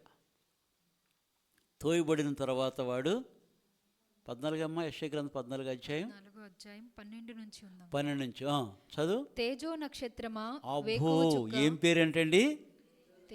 ఎటువంటి మంచి పేరండి? తేజో నక్షత్రమా, వేకువ చుక్క. అబ్బో మార్నింగ్ స్టార్ ఎవరంటండి? వేకువ చుక్క చుక్క, తేజో నక్షత్రమా నక్షత్రమా. నీవెట్లు ఆకాశము నుండి పడితివి. ఏది పాడటంగా తోస్తే మళ్ళీ అక్కడి నుంచి ఊహించండి, తిరిగి తిరిగి గేరా గేరా గేరా గేరా గేరా గేరా తిరిగి తిరిగి తిరిగి ఎక్కడ పడిందంటే అండి, పాతాళంలో. కొమ్మవలివాడు నరికి పారవేయబడ్డాడు. ఆ జైలు మీరు చదివితే మీకు కనబడుతుంది, ఉన్నది అది. చదవండి. జనములను పడగొట్టిన నీవు నేల మట్టము వరకు ఎట్లు నరకబడితివి. నేను ఆకాశమునకు ఎక్కిపోయేదను, దేవుని నక్షత్రములకు పైగా నా సింహాసనమును హెచ్చింతును, ఉత్తర దిక్కుననున్న సభాపర్వతము మీద కూర్చుందును, మేఘమండలము మీదకెక్కుదును, మహోన్నతునితో నన్ను సమానునిగా చేసుకొందును అని నీవు మనసులో అనుకొంటివి గదా. నీవు పాతాళమునకు నరకములో ఒక మూలకు త్రోయబడితివే. అది అక్కడి నుంచి తోస్తే, ఉత్తర దిక్కున సభాపర్వతం నుంచి అక్కడి నుంచి పరలోకం నుంచి తోస్తే ఎక్కడ పడ్డదంటండి, పాతాళమునకు నరకములో ఒక మూలకు త్రోయబడితివే. వచ్చి గుర్తుపడతారేమో అని చెప్పి ఆకారం మారిపోయి, అర్థమైందండి, ఆకారం మారిపోయి లాభం లేదు, నన్నే తోసేశారు కాబట్టి ఆయన సృజించిన ప్రజలను నాశనం చేయాలని చెప్పి అవ్వమ్మ గారికి కంటపడింది అన్నమాట. వచ్చి సాతాను ఏం చేశాడంటండి, సాతాను గడివాడు వచ్చిన తర్వాత దేవుడు చేసినటువంటి ఆదికాండం 3వ అధ్యాయం ప్రకారం దేవుడు చేసినటువంటి భూజంతుల్లో సర్పము యుక్తి గలదు కనుక ఆ యుక్తిని ఆధారం, యుక్తి చాలా డేంజరు. యుక్తి ఎలా ఉండదో తెలుసా? ఎటువంటి వాళ్ళైనా సరే 10 రూపాయలు ఇంటి ఎవరు కానీ మాయ మాటలు చెప్పినట్టు 10 లక్షలు ఇస్తారు. తెలుసా మీకు? దాన్ని యుక్తి అంటారు. భక్తిలో ఎప్పుడు యుక్తి కలపాల్సిన అవసరం లేదు. నువ్వు దేవుని కోరుకుంటే దేవుడు నీకు ఎట్లాగైనా సహాయం చేసేటటువంటి దేవుడు చేసే భూజంతులు సర్పం యుక్తి కలిగినగా దాని యొక్క స్వభావాన్ని వాడుకున్నాడు. వచ్చి అందులో దూరాడు. మనకు తెలియక చిన్నప్పుడు అనుకో కరుణమేడు అందరూ పత్రిపాలు చూసి కన్నీరు విడిచి పాముతే సైతాన్ అంట. అది సైతాన్ కాదు, అది యుక్తి కలదు అంతే. అది కాదంటే డబుల్ టంగ్స్ ఉంటాయి కదా.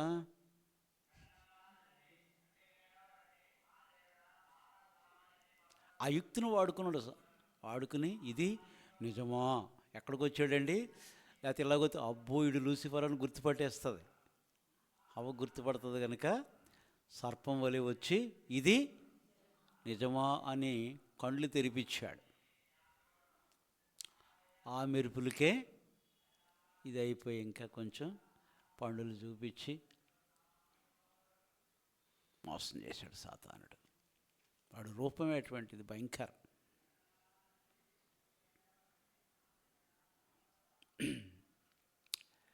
ఒకని అవిధేయత, ఒకని విధేయత. ఒకని అవిధేయత, ఒకని విధేయత. ఆదాము యొక్క అవిధేయత, దాని ద్వారా అందరికి అది ఏమొచ్చిందంటండి, అందరూ పాపులుగా చేయబడ్డారంట. రోమా 5:19. అలాగే ఒకని విధేయత వలన అనేకులు నీతిమంతులుగా చేయబడుదురు. అది ఆయన విధేయత వలనే మనం నీతిమంతులుగా. ఆయనకి విధేయులకు వారంతా కూడా నిత్య రక్షణకైన కారకుడు ఆయను అని హెబ్రీ పత్రికలో ఉంటుంది. ఆయనకి విధేయులయ్యారందరూ కూడా ఆయన అంటే నిత్య రక్షణకైన కారకుడు. హల్లెలూయా. హెబ్రీ పత్రిక 5వ అధ్యాయం 8వ వచనం. ఆయన కుమారుడయుండియు తాను పొందిన శ్రమల వలన విధేయతను నేర్చుకునేను. అది శ్రమల వలన ఆయన విధేయతను నేర్చుకునేను. శ్రమలలో కూడా ఆయన ఏం చేశాడంటే అండి, విధేయత నేర్చుకున్నారు ప్రభు. మరియు ఆయన సంపూర్ణ సిద్ధి పొందిన వాడై మెల్కీసెదెకు యొక్క క్రమములో చేరిన. మెల్కీసెదెకు అంటే తెలుసా మెల్కీసెదెకు అంటే? మనం ఎక్కడ ఉంటాం ఆ మాట? మెల్కీసెదెకు క్రమములో చేరినవాడు షాలేం రాజు గురించి మనం చదువుతాం 14వ అధ్యాయంలో. 14 నుంచి కావచ్చు ఉంటుంది కదా కదండి. నీవు నిరంతరము యాజకుడివై ఉన్నావు. మెల్కీసెదెకు క్రమం. ఆ షాలేము రాజు, ఆ సర్వోన్నతుడి దేవుడు, రాజులను సంహారం చేసి తిరిగి వచ్చిన అబ్రహామును ఆయన ఎదుర్కొని రొట్టె ద్రాక్షారసం తీసుకుని వెళ్ళాడు. ఎప్పుడైతే ఆయనకి యాజకత్వాన్ని గురించి ఆయన అబ్రహాంతో అబ్రహాం వెంటనే ఏం చేశాడంటే అండి, ఇక దేవుడు తప్ప ఇంకేదీ లేదు.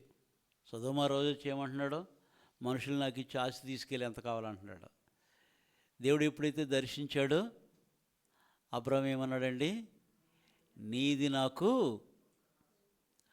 నూలు పోగు కూడా నాకు అక్కర్లేదు, నీ చెప్పుల వారు కూడా నాకు అక్కర్లేదు ప్రమాణం చేసి, అబ్రహాము నేనే నువ్వు ధనవంతుని చేసి అనుకుంటున్నట్టు చేతి ప్రమాణం చేశాడంట. నువ్వే అంటావు రాజు కదా, నేను అబ్రహాముని దిక్కుమానుడికి నేనే ధనవంతుని చేశాను అంటే నువ్వు అనుకుంటున్నట్లు చెయ్యెత్తి ప్రమాణం చేసి దేవుని ఆధారపడ్డాడు. ఎవరు? విశ్వాసులకు తండ్రి అయినటువంటి అబ్రహాం. అందుకే మెల్కీసెదెకు క్రమములు చేరిన వాడై, హెబ్రీలో మనం చదువుతున్నాం 5:8 అంటున్నాడు కదండి.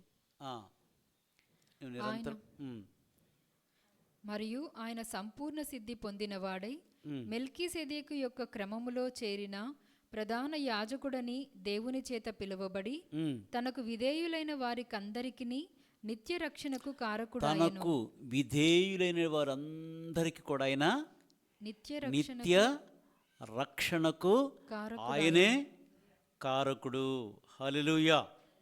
విధేయత 2 మాటల జ్ఞాపకం. 1 పేతురు 1వ అధ్యాయం 15వ వచనం.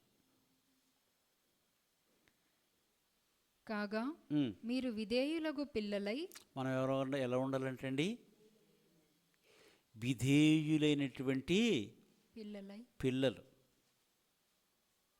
అవిధేయులుగా మనం ఉండకూడదు. విధేయత. మొదట్లో భక్తి కొత్తగా రక్షించబడిన దినాల్లో అసలు ఎప్పుడు తెల్లారుతుందో ఆదివారం అని అన్నట్టు అనిపిస్తుంది. తర్వాత ఆదివారం ఎప్పుడు వచ్చిందా అన్నట్టు అనిపిస్తుంది. భక్తి కొంచెం వ్యక్సమైపోయింది అనుకోండి, లేకపోతే భక్తి కొంచెం అని ఉండి కొలిది ఏమైపోతుంది, ఏ రోజు కూడా మనకి గుర్తుండనటువంటి స్థితికి మనం వెళ్ళిపోతూ ఉంటాం. అందుకే భక్తి విషయంలో చాలా జాగ్రత్త కలిగి మర్చిపోకూడదు. తనకు విధేయులైనటువంటి మీరు విధేయులకు పిల్లలై మీ పూర్వపు అజ్ఞాన దశలో మీకుండిన ఆశలను అనుసరించి ప్రవర్తింపక మిమ్మును పిలిచిన వాడు పరిశుద్ధుడై ఉన్న ప్రకారము అది మీరు కూడా సమస్త ప్రవర్తన యందు ఏం కావాలంటే అండి, పరిశుద్ధులై. దేవుని చేరే మార్గం ఏంటంటే పరిశుద్ధత. హృదయశుద్ధి గలవారు ధన్యులు, వారు దేవుని చూచెదరు. నువ్వు వాక్యం చదివావంటే గొర్రెపిల్ల రక్తము, గొర్రెపిల్ల యొక్క స్వరము, ఆయన యొక్క జీవము నీలో ప్రవహిస్తుంది. బైబిల్ టచ్ చేసి ఉంటే చాలు. మామూలుగా కాదు, అంత ఈజీ పుస్తకమేం కాదు. పరిశుద్ధ గ్రంథము, గొర్రెపిల్ల స్వరము, విమోచనము కలిగినటువంటిది. మనకు విమోచన కలుగజేసే దేవుని యొక్క వాక్యం చదువుతుంటేనే జీవమైన క్రీస్తు మనలో ప్రత్యక్షమవుతారు. అందుకే వాక్యాన్ని చాలా విధేయతతో, వినమ్రతతో, భయముతో, భక్తితో, చాలా శ్రద్ధగా దేవుని వాక్యాన్ని చదవాలి. ఎలా పడితే అలా కాదు. అప్పుడు మనకు దేవుని వాక్యంలో శక్తి, మనకే ఆ పునరుద్ధాన శక్తి, రిజరెక్షన్ పవర్ ఉంటుంది కదా. అబ్రహాంలో ఎక్కడొచ్చింది? అబ్రహాం ఆదికాండం 17:17 మనం చూస్తాం. ఆదికాండం 17:17 చూస్తాం. ఏం చూస్తారు మీరు? చూడండి ఏముంటుంది. 17:17 ఏముందమ్మా?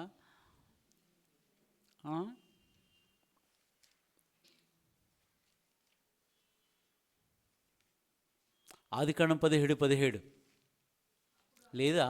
అప్పుడు అబ్రహాము సాగిలపడి నవ్వి నూరేండ్ల వానికి సంతానము కలుగునా? అది అబ్రహాం పిల్లలు లేరు. దేవుడు ఏమంటున్నాడు, వాగ్దానం చేశాడు, ఇస్తానన్నాడు. అయితే అబ్రహాం ఏం చేశాడంటే అండి, నవ్వడే లేదా? అని నవ్వటం అంటే అర్థం ఏంటి? ఆయన అంత జరగని పనులు ఎన్నో చూసామంట, చూసారు. అట్లాగా అబ్రహాం మనవలే కూడా ఆయన నవ్వి నిండా నూరేండ్ల వానికి సంతానము కలుగునా? ఆ, 90 ఏండ్ల సారా కనునా ఆ, అని మనస్సులో అనుకొనెను. మనసులో అనుకున్నాడు. కానీ దేవునికి అన్నీ తెలుసు కదా. నీ ఆలోచన పుట్టకముందు ఆయనకి అన్నీ తెలుసు. మనం ఆయన ముందు ట్రిక్లు ప్లే చేయకూడదు. లక్కది లక్కది అనకూడదు. ఆయనకి అన్నీ తెలుసు. ఆ, ఆ. అబ్రహాము ఇష్మాయేలు నీ సన్నిధిని బ్రతుకును అనుగ్రహించుము అని. ఆఖరికి ఈయన కోరిక ఏంటంటే, ఇది అంత వద్దు బాబు, ఇష్మాయిల్ని నీ సన్నిధిలో బ్రతుకును అనుగ్రహించాలంటే దేవుడు అంటాడు, నీ ప్రార్థన ప్రకారం నేను ఇష్మాయిల్కి కూడా నేను అతను కూడా ఆశీర్వదిస్తానని దేవుడు చెప్పాడు. అయితే అతడు నీకు వారసుడు కాడు, నీకు పుట్టబోయేవాడే నీకు వారసుడు, ఇస్సాకే నీ సంతానం అని దేవుడు చెప్పాడు. అప్పుడు 18వ అధ్యాయం మనం చూసినప్పుడు చక్క అబ్రహాంలో ఎదుర్కొన్నాడు, వెళ్ళాడు, చక్క వంట చేశాడు, విందు చేశాడు. నీ భార్యను షారా ఎక్కడంటే ఆమె ఏం చేసిందంటే, ఎక్కడుందండి, గుడారంలో ఉన్నా, తీసుకురావను. మరలా మీదటికి సంవత్సరానికి వస్తాం, నీకు ఒక కొడుకు పుడతాడంటే ఆమె కూడా నవ్వింది. షారా నవ్వనేలా, అబ్రహాము నవ్వాడు దేవుని విషయాల్లో కదా. అదే మాటలు మనం చూస్తాం రోమపత్రిక 4:17-18 నుంచి మనం చూసినట్టు అక్కడ ఏం చేసిందంటే అండి, మృతతుల్యమైనటువంటి ఆ శరీరానికి దేవుడు ఏమిచ్చాడు, ఎంతమ్మా, 4:17 నుంచా? తాను విశ్వసించిన దేవుని ఎదుట, తాను విశ్వసించినది మృతులను సజీవులుగా చేయవాడు, లేని వాటిని ఉన్నట్టుగానే. అది మన దేవుడు. మన దేవుడు ఎవరంటండి, మృతతుల్యమైన దానిని జీవమిచ్చేటటువంటి దేవుడు. అందుకే దేవుని నమ్మాలి. నువ్వు నమ్మినా నమ్మకపోయినా దేవుడు కాకపోడైనా, అర్థమైందండి. నేను నమ్మనంటే మంచిది, నమ్మనే, అవునా కదా. ఫరోకి మోషేకి గొడవ జరిగింది, నీ మొఖం నేను చూడను అన్నాడు. ఆయన ఏమన్నాడు, సేమ్ టు యా, మంచిది నువ్వు అన్నట్టే, నీ ముఖం కూడా నేను చూడను. సచిన ఐగుప్తులను చూశాడు మోషే, ఇంకేం చూస్తాడు, సచినోడే చూశాడు. సచిన చేపలాగా అక్కడ సముద్రం ఒడ్డు మీద ఎట్లా ఉన్నారు. నేడు నువ్వు చూచుచున్న ఐగుప్తు నీకు ఎన్నడూ కూడా నీ ముఖం నేను చూపించాను అన్నాడు. అవునా లేదా, ఇక నువ్వు నా ముఖం చూడవన్నాడు. మంచిది. దేవునికి అసాధ్యమైనది ఏది కూడా లేనే లేదు. మృతులను సజీవులుగా చేయవాడు, లేని వాటిని ఉన్నట్టుగానే పిలుచు. వాని ఎదుట ఆయన మనందరికీ తండ్రి అయి ఉన్నాడు. అది అబ్రహాం విశ్వాసం అంత గొప్పది. ఎట్లా చూసాడంటే దేవుణ్ణి, దేవుడు సరిచేశాడు. అబ్రహాము పెద్ద పవిత్రుడని మనం అనట్లేదు, కానీ దేవుడు పరీక్షించాడు. 17వ అధ్యాయం మనం చూసినప్పుడు, 16వ అధ్యాయం చూసినప్పుడు ఆఖరి వచనానికి వచ్చినప్పుడు మనం చూసాం కదండి. ఆయనకి 86, ఆయనకి 13. అబ్రహాంకి ఎన్ని సంవత్సరాలు, 86 సంవత్సరాలు. 17వ అధ్యాయంకి వచ్చినప్పుడు 99, 13 ఏండ్లు దేవునికి దూరంగా ఉన్నాడు. దేవుడు కూడా సైలెంట్గా ఉన్నాడు అబ్రహాం విషయంలో. 99వ ఏట దేవుడు విడిచిపెట్టలేదు. అబ్రహాం నిస్సహాయ స్థితిలో ఉన్నాడు. అయితే ఇప్పుడు నీవు నా సన్నిధిలో నిందారహితుడిగా అన్నాడు. నేను ఏదైతే వాగ్దానం చేశానో దాన్ని నీకు అనుగ్రహిస్తానని వాగ్దానం పేరు మార్చాడు. తర్వాత అబ్రహాంకి షారాకి ఇక మీదట జనములకు తండ్రి. అబ్రహాం కాదు, ఇప్పుడు అబ్రహాం వెళ్ళిపోయింది.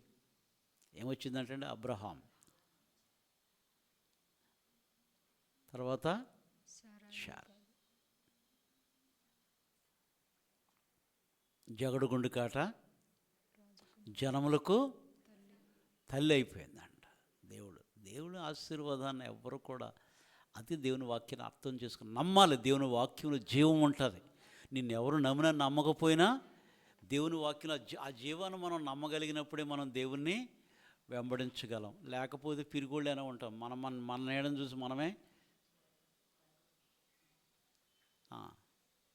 పిరికోడు ఎప్పుడు కూడా రోజు సస్తూనే ఉంటాడు. ధైర్యవంతుడు ఎప్పుడు కూడా దినదినం బలాభివృద్ధి పొందుతూనే ఉంటాడు. అవునా కాదా? హల్లెలూయా.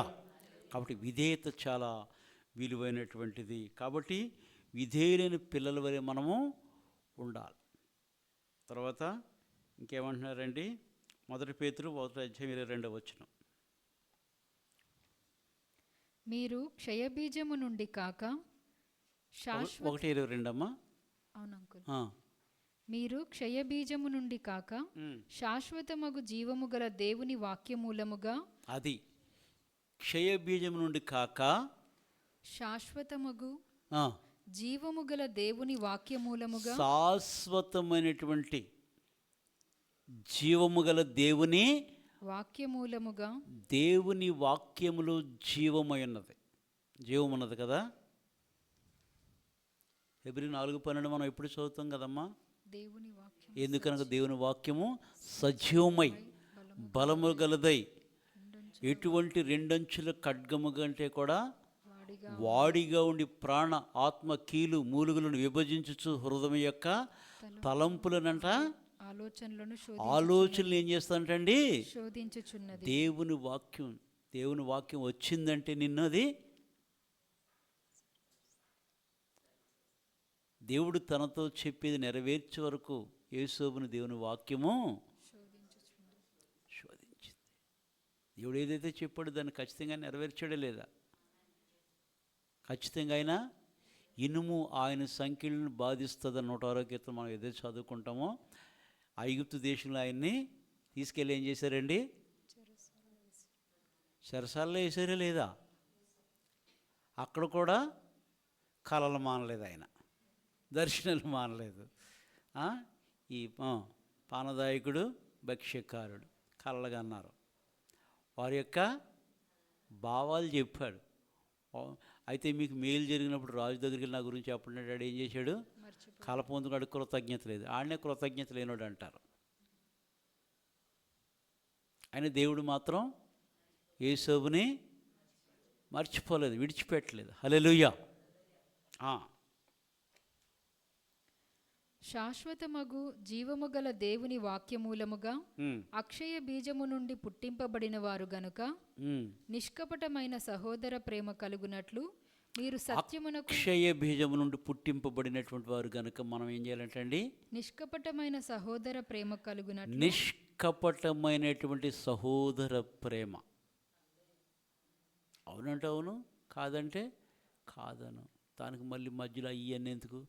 అవునంటే అవును, కాదంటే కాదు. దానికి లేనిపోయిన చిన్న తప్పు చేసి దానికి ఎన్నెన్నో చేసి నువ్వు పుస్తకం రాసి వెళ్తూ వస్తుంది. లేనిపోయింది ఎందుకు వచ్చింది? మన వల్ల కాదంటే దేవుని స్తోత్రం అయిపోయా. అది ఇది దానికి ఎన్ని రోజులు నానించుకుంటామా ఎన్నని? అవునంటే నీ మాట, అవునంటే అవును, కాదంటే కాదు. కొంత నష్టం జరుగుతుంది. అదేంటి అంత కట్టుగా మాట్లాడతారా అనుకుంటారు, కానీ తప్పదు. అది అవునంటే అవును, కాదంటే కాదు.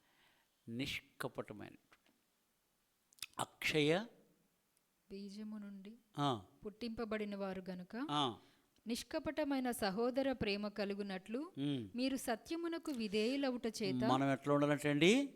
సత్యమునకు విధేయులవుట చేత ప్రభు చెప్పారు మాట. ఏం చెప్పారు? యోహాను 17:17 ఏమంటాడు ప్రభు?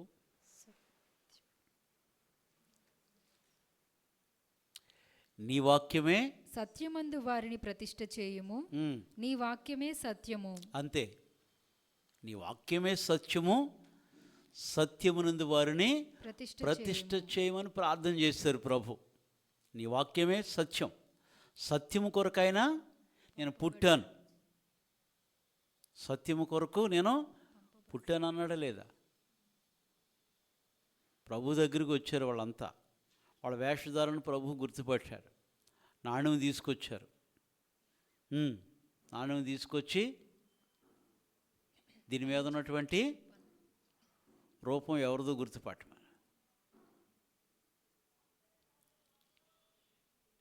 కైసరిది కైసరుకును దేవుడు మోమాటం లేనటువంటి వాడు. ఆయన దగ్గరికి వచ్చి అడిగారు, బోధకుడు నీవు మోమాటం లేనివాడు మేము ఎరుగుదు. మరి ఇంకెందుకు ఆయన దగ్గరికి వచ్చి ప్రశ్నలు వేయటం? మన దగ్గర ఏముంటుందంటండి, మన దగ్గర చాలా మోమాటం ఉంటుంది. ఎవరేమనుకుంటారో వాళ్ళని మెప్పించడం వరకు ఎన్ని యాక్షన్లు చేస్తామో మనం. ఆయనైతే మోమాటం లేనటువంటి వాడు, యథార్థపరుడైన, ఆయన ఉన్నదన్నట్టే, అంతే కదా, ఆయన ఉన్నదన్నట్టే మాట్లాడతాడు ప్రభు. ఆయన బిడ్డలుగా మనం కూడా సత్యమునకు మనము విధేయులవుట చేత మీ మనస్సులను పవిత్రపరచుకొనిన వారయ్యుండి ఒకరినొకడు హృదయపూర్వకముగాను మిక్కటముగాను ప్రేమించుడి.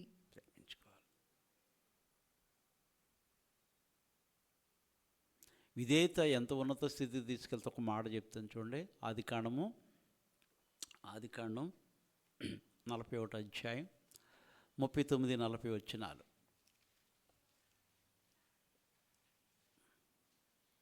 మరియు ఫరో, దేవుడు ఇదంతయు నీకు తెలియపరచెను గనుక నీవలే వివేక జ్ఞానములు గల వారెవరునూ లేరు. యోసేపును ఫరో ఏమంటున్నాడండి? దేవుడు నీవలే వివేక జ్ఞానములు గల వారెవరునూ లేరు. వివేక జ్ఞానములు కలిగిన వాడు ఎవ్వడు కూడా ఐగుప్తులో లేడు. అన్ని లక్షల మంది ప్రజలు ఉన్నారు, కానీ నీవలే వివేక జ్ఞానం, దేవదూతల వంటి జ్ఞానము, దైవ జ్ఞానం నిరూప పొందుకున్నారు. ఎవరు? యోసేపు కానీ దానియేలు కానీ దైవిక సంబంధమైన జ్ఞానాన్ని వారు పొందుకున్నారు. నీవు నా ఇంటికి అధికారివై ఉండవలెను. ఏం పొందుకున్నాడండి? గోతులోంచి తీశారు, ఇష్మాయిల్కి అమ్మేశారు. ఫరో ఇంటికి, పొతిఫర్ ఇంటికి వెళ్ళారు. అక్కడ కూడా చేయని నేరానికి శిక్షణ అనుభవించారు, చెరసాల్లో వేశారు. దేవుడు మాత్రం ఆయన్ని విడిచిపెట్టలేదు. అయితే నీ వంటి వివేక జ్ఞానములు కలిగిన వారు ఎవరు లేరు. నీవు నా ఇంటికి అధికారివై ఉండవలెను. వెంటనే ఏమన్నాడు ఫరో? ఇప్పుడు నీవు నా ఇంటికి అధికారివై ఉండుము, నా ప్రజలందరూ నీకు విధేయులయుందురు. అది నా ప్రజలందరూ నీకు విధేయులయుందురు. ఎంత అద్భుతమైన మాట అండి! నా ప్రజలందరూ నీకు విధేయులై ఉందురు. సింహాసన విషయములో మాత్రమే, పాపం చిన్న కోరిక ఒకటి ఉన్నది ఫరో గారికి. ఏముందంటే అండి, సింహాసన విషయంలో మాత్రమే, సింహాసన విషయంలో మాత్రమే నేను నీకంటే పైవాడనయుందును. పేరు నాది కానీ పేరు ఒకటే నేను అది ఉపయోగించుకుంటాను కానీ, అంతే కదా. ఇప్పుడు ఎంత జరిగిన దేశంలో పలుకుబడి కావాలంటే ఫస్ట్ సిటిజన్షిప్ ఎవరండి ఇండియాకి? ప్రెసిడెంట్. ఎవరు? సిస్టర్ ముర్ము గారు, అంతే కదా.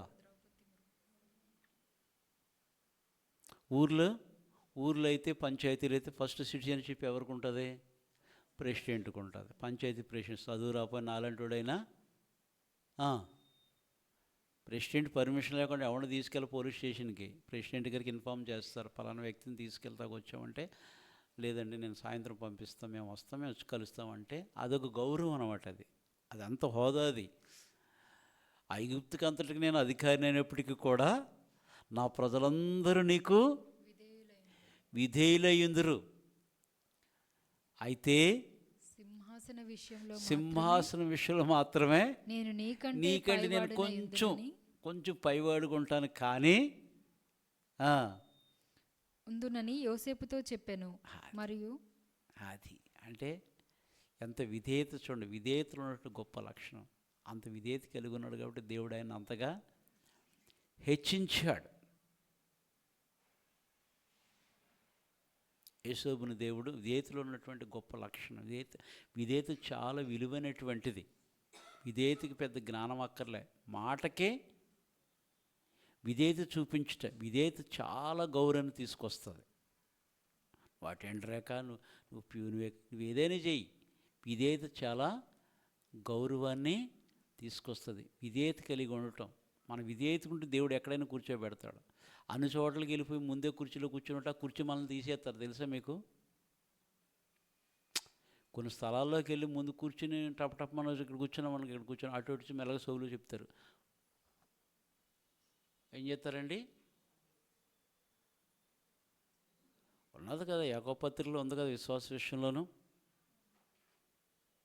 మీలో ఎవడైనా ఏంటంటే విశ్వాస విషయం మోమాట లేనట్టు ఉండొద్దని చెప్తాడు. అక్కడ చెప్పి 2వ అధ్యాయం అమ్మా, ఎంత? 2వ అధ్యాయము 2వ వచనం నుంచి.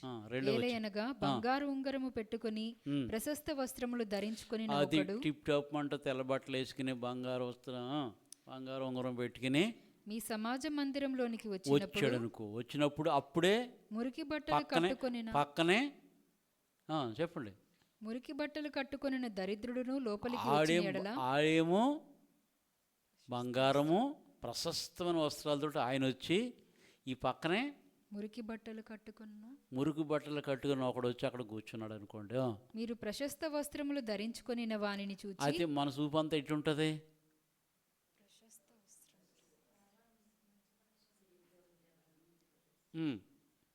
చూచి సన్మానించి నీవిక్కడ మంచి స్థలమందు కూర్చుండుమని చెప్పి ఆ దరిద్రునితో నీవిక్కడ నిలువుము, లేక ఇక్కడ నా పాదపీఠమునకు దిగువను కూర్చుండుమని చెప్పిన ఎడల మీ మనసులలో భేదములు పెట్టుకొని మీరు దురాలోచనతో విమర్శ చేసిన వారగుదురు కారా?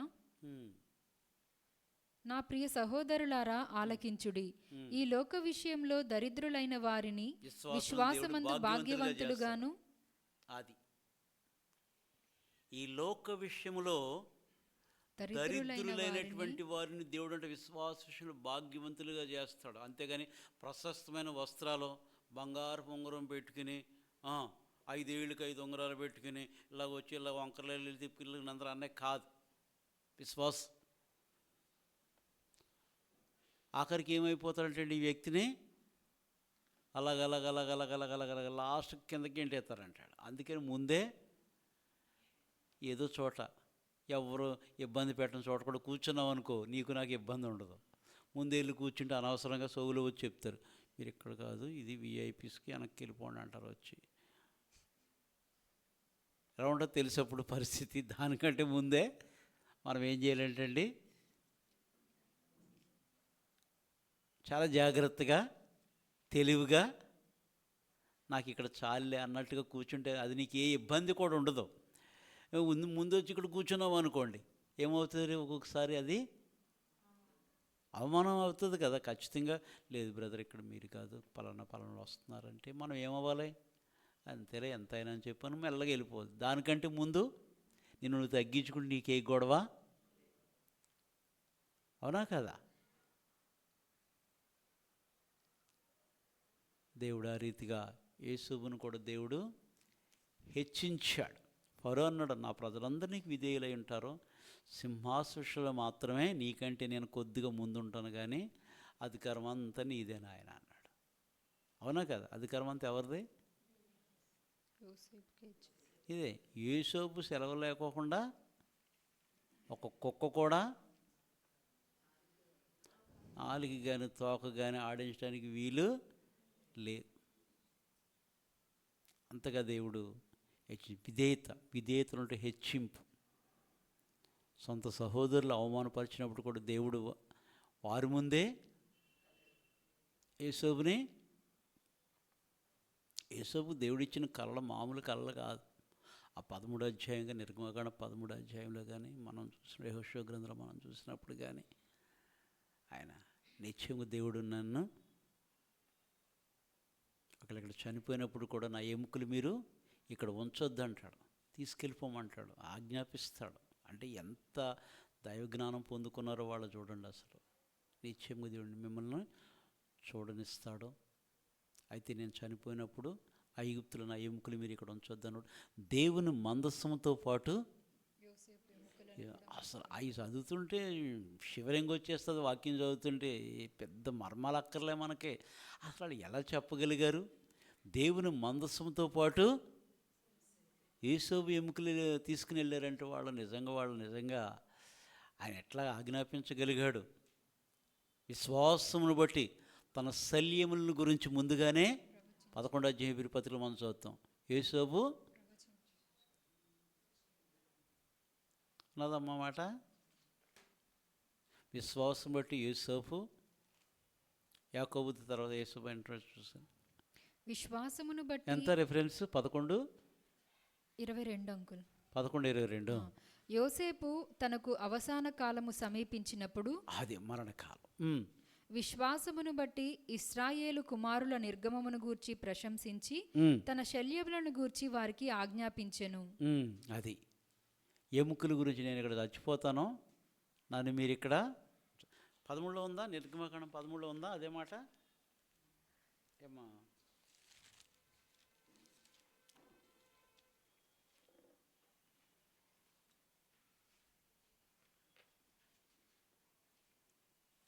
పంతొమ్మిదవ వచనంలో ఉంది అంకుల్. 19వ వచనం 13, 19. 13, 19. మరియు మోషే యోసేపు ఎముకలను తీసుకొని వచ్చెను. అతడు, దేవుడు నిశ్చయముగా దర్శనమిచ్చును, అప్పుడు మీరు నా ఎముకలను ఇక్కడ నుండి తీసుకొని పోవలెనని ఇశ్రాయేలీయుల చేత రూఢిగా ప్రమాణము చేయించుకొని ఉండెను. ఇప్పటికే ప్రమాణం చేయించుకున్నాడు ఆయన. అసలు వారు ఎంత అచంచలమైన విశ్వాసం చూడండి అసలు వారు కదండి. నిశ్చయముగా దేవుడు మిమ్మలను చూడవచ్చు అని చెప్పి ఆ దర్శనం పొందుకుని నా ఎముకలను మీరు ఇక్కడి నుంచి తీసుకొని పోవాలనని. అదే మనమైతే ఏం చేస్తాం? ఐగుప్తుకి నేను 80 సంవత్సరాలు ప్రధానంగా చేసిన నా శిలా విగ్రహం అక్కడ కట్టించి నా పేరు పెద్దదిగా చేయండి తాజ్మహల్ లాగా అన్నట్టు అంటాం మనం. కానీ వారు దాని గురించి కాదు, దేవుని యొక్క పునరుద్ధాన గురించి వారు అంతగా దర్శనాలు పొందుకున్నటువంటి వారు. కాబట్టి విధేయత చాలా విలువైనటువంటిది. విధేయత, విశ్వాసములో మనం దేవునికి ఎలా ఉండాలంటే అండి, విధేయులైన పిల్లల వలె ఉండాలి. దానివలనే ఈ కృపను, ఈ అపోస్తలత్వం మేము పొందితిమి అని పౌలు రోమా సంఘానికి వ్రాస్తున్నాడు. ఈ 6వ అధ్యాయం 6వ వచనం అంటే 7వ వచనం చివరికి వచ్చినప్పుడు మనం చూస్తూ ఉంటాం మాటలు. విశ్వాసం వల్ల మనం ఏంటండి విధేయులు కావాలని. ఆ కృప ద్వారా మేము ఆ యొక్క అపోస్తలత్వం పొంది విధేయత చాలా విలువైనటువంటిది. విధేయతకి ఎవ్వరం కూడా మన నిర్వచనం మనం చెప్పలేం. ఎంత విధేయతకుంటే అంటే దాని అర్థం ఏంటి? మన భాషలో ఎంత తగ్గించుకుంటే, అవునా కదా? అబ్రాము ఎవరు? అబ్రాము లోతు ఇద్దరు ఎవరమ్మా? అబ్రాము లోతు ఎవరు ఏమవుతారు?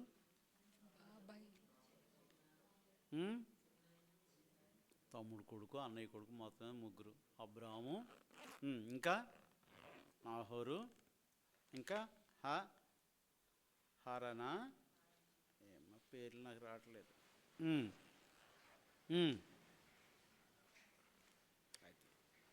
చనిపోయాడు. లోతు తండ్రి ముందే చనిపోయాడు. వచ్చి పాపం అబ్రాహం గారి దగ్గర ఉంటున్నాడు. అయితే దేవుడు దీవించాడు వాడిని. లోతులో ఏం పెరిగిందంటే కొంచెం వచ్చినప్పుడేమో చాలా విధేయత కలిగి ఉన్నాడు. ఎలా చెప్తే అలాగా అన్నట్టు. ఆఖరికి 20 పశువుల కాపర్లకి గొడవలు స్టార్ట్ అయినాయి. అయితే అబ్రాహం గారు ముందే పిలిచి ఇప్పుడు, నాయన మనం బంధువులం కదా, మాట తేడా రాకూడదు, లేకపోతే మా పెద్దనాన్న మమ్మల్ని తీసుకెళ్ళి మమ్మల్ని మోసం చేశాడు అంటారేమో, చాలా జాగ్రత్తగా మనం బంధువులు ఏం కొట్లాడొద్దు అంటే అయినా సరే లోపల చాలా ఉంది. ఆఖరికి విడిపోయేంత కాడకు వచ్చేసింది. ఎందుకంటే వారు కలిసి నివసించేందుకు భూమిని దేవుడు వాళ్ళని వర్ధిల్ల చేశాడు. అయితే నువ్వు అటీలను వీటిల్లని మొత్తం మీద వెళ్ళారు, అయిపోయింది. విడిచి వెళ్ళిపోయి ఒకళ్ళు కోరుకున్నారు, ఒకళ్ళేమో. లోతు మాత్రం చాలా బాగా కోరుకున్నాడు. ఏం కోరుకున్నాడు? దేని కోరుకున్నాడండి? సొదొమ గొమొర్రాలు కూడా, అది ఏదెను తోట వలెను చాలా రమ్యమైనటువంటి ప్రదేశంగా కనబడ్డది ఆయనకి. అది కోరుకున్నాడు. 13 అధ్యాయులైన కదా, అంతే కదా, కోరుకున్నాడు. కోరుకున్న తర్వాత కొంతకాలానికే ఇది అయిపోయింది. తర్వాత ఎప్పుడైతే లోతు విడిచిపెట్టి వెళ్ళిపోయాడో అప్పుడు అబ్రాహాము దేవుడు వచ్చేమన్నాడు? నీ కన్నులు ఎత్తి పైకెత్తి చూడమన్నాడు. చుట్టూ కనబడుచున్నటువంటి నలుదిశలు చూడమన్నాడు. ఏం చేశాడండి? లోతు తన కన్నులు ఎత్తి చూశాడు, అబ్రహాము కన్నులు దేవుడు ఎత్తి చూడమన్నాడు. దేవుడు చెప్పిన ప్రకారం అబ్రహామును దేవుడు ఎంతగానో దీవించాడు. మామూలుగా కాదు. ఆఖరికి మరలా తిరిగి లోతుని పట్టుకుని వెళ్ళిపోతే తిరిగి అబ్రాహామే వెళ్ళి తీసుకురావాల్సి వచ్చింది 14 అధ్యాయంలో. దేవుడు ఎప్పుడు వివరించిపెట్టాడు? ఇప్పుడు నీ కన్నులేది చూడమన్నాడు. ఈ చుట్టూ ఉన్నది నీకు నేను సదాకాలం నీకు ఇస్తాను. విధేయత. ప్రతి విషయంలో కూడా అబ్రాహాము దేవుని మాట విని విధేయత చూపాడు. కాబట్టి ఆయన మనకు విశ్వాసులకు తండ్రి కొనడు. ఆయన విధేయత చాలా విలువైనటువంటిది. విధేయత లేకుండా మనం ఎప్పుడు కూడా ఏది చేసినా అది వర్ధిల్లదు. విధేయత మనకన్నా చిన్నోళ్ళు కావచ్చు, తెలివైనోళ్ళు కావచ్చు, విధేయత అనేది చాలా విలువైనటువంటి. జ్ఞానిని కదా అని ఎప్పుడు కూడా మనం అనుకోవద్దు. హల్లెలూయా. కాబట్టి అది కన్నా మనం యోబు గ్రంథం కూడా మనం చూస్తున్నాం. 2 అధ్యాయం 3 నుంచి 10 వరకు మనం చూసినప్పుడు దేవుడే మాట్లాడతాడు. యోబు గ్రంథం 2 అధ్యాయము 3వ వచనంలో మనం చూసినప్పుడు, నా సేవకుడైన యోబు సంగతి ఆలోచించితివా? సాతాను గడు చూడండి, ఆడు అటు ఇటు తిరిగి వచ్చాడు.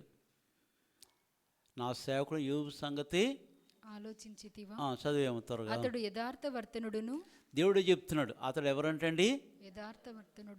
యథార్థవర్తనుడును న్యాయవంతుడునై దేవుని యందు భయభక్తులు కలిగి చెడుతనము విసర్జించిన వాడు భూమి మీద అతని వంటి వాడెవడునూ లేడు. దేవుడు చెప్తున్నాడు, భూమి మీద అతని వంటి వాడు ఎవడునూ లేడు. నిష్కారణముగా అతన్ని పాడు చేయుటకు నీవు నన్ను ప్రేరేపించినను. సాతానా, నిష్కారణముగా యోబును నాశనం చేసి అని చెప్పి నువ్వు నన్ను వచ్చి ప్రేరేపించినను. అతడు ఇంకను తన యథార్థతను వదలక నిలకడగా నున్నాడనగా. అతడు ఇంకను తన యథార్థతను వదలక ఇంకా నిలకడగా ఉన్నాడనగా. అది భక్తిలో. నీ భక్తి నీకు ధైర్యం పుట్టించదంటే అర్థం ఏంటంటే, ఆ భక్తిలో కూడా నిష్కారణంగా నువ్వు నన్ను ప్రేరేపించి యోబును ద్వేషించమన్నప్పటికీ కూడా అతడు తన యథార్థతను విడిచిపెట్టక ఇంకా నిలకడగా. ఇన్నొచ్చినా నీవు ఇంకా మారలేదు అన్నట్టు అంటారు కొందరు జనాలని. ఇన్నొచ్చినా ఇంకా దేవుడు అంటాడు, దేవుడు వచ్చి పడతాడు అంటూ ఉంటారు కొందరు. టైం వచ్చినప్పుడు తెలుస్తుంది.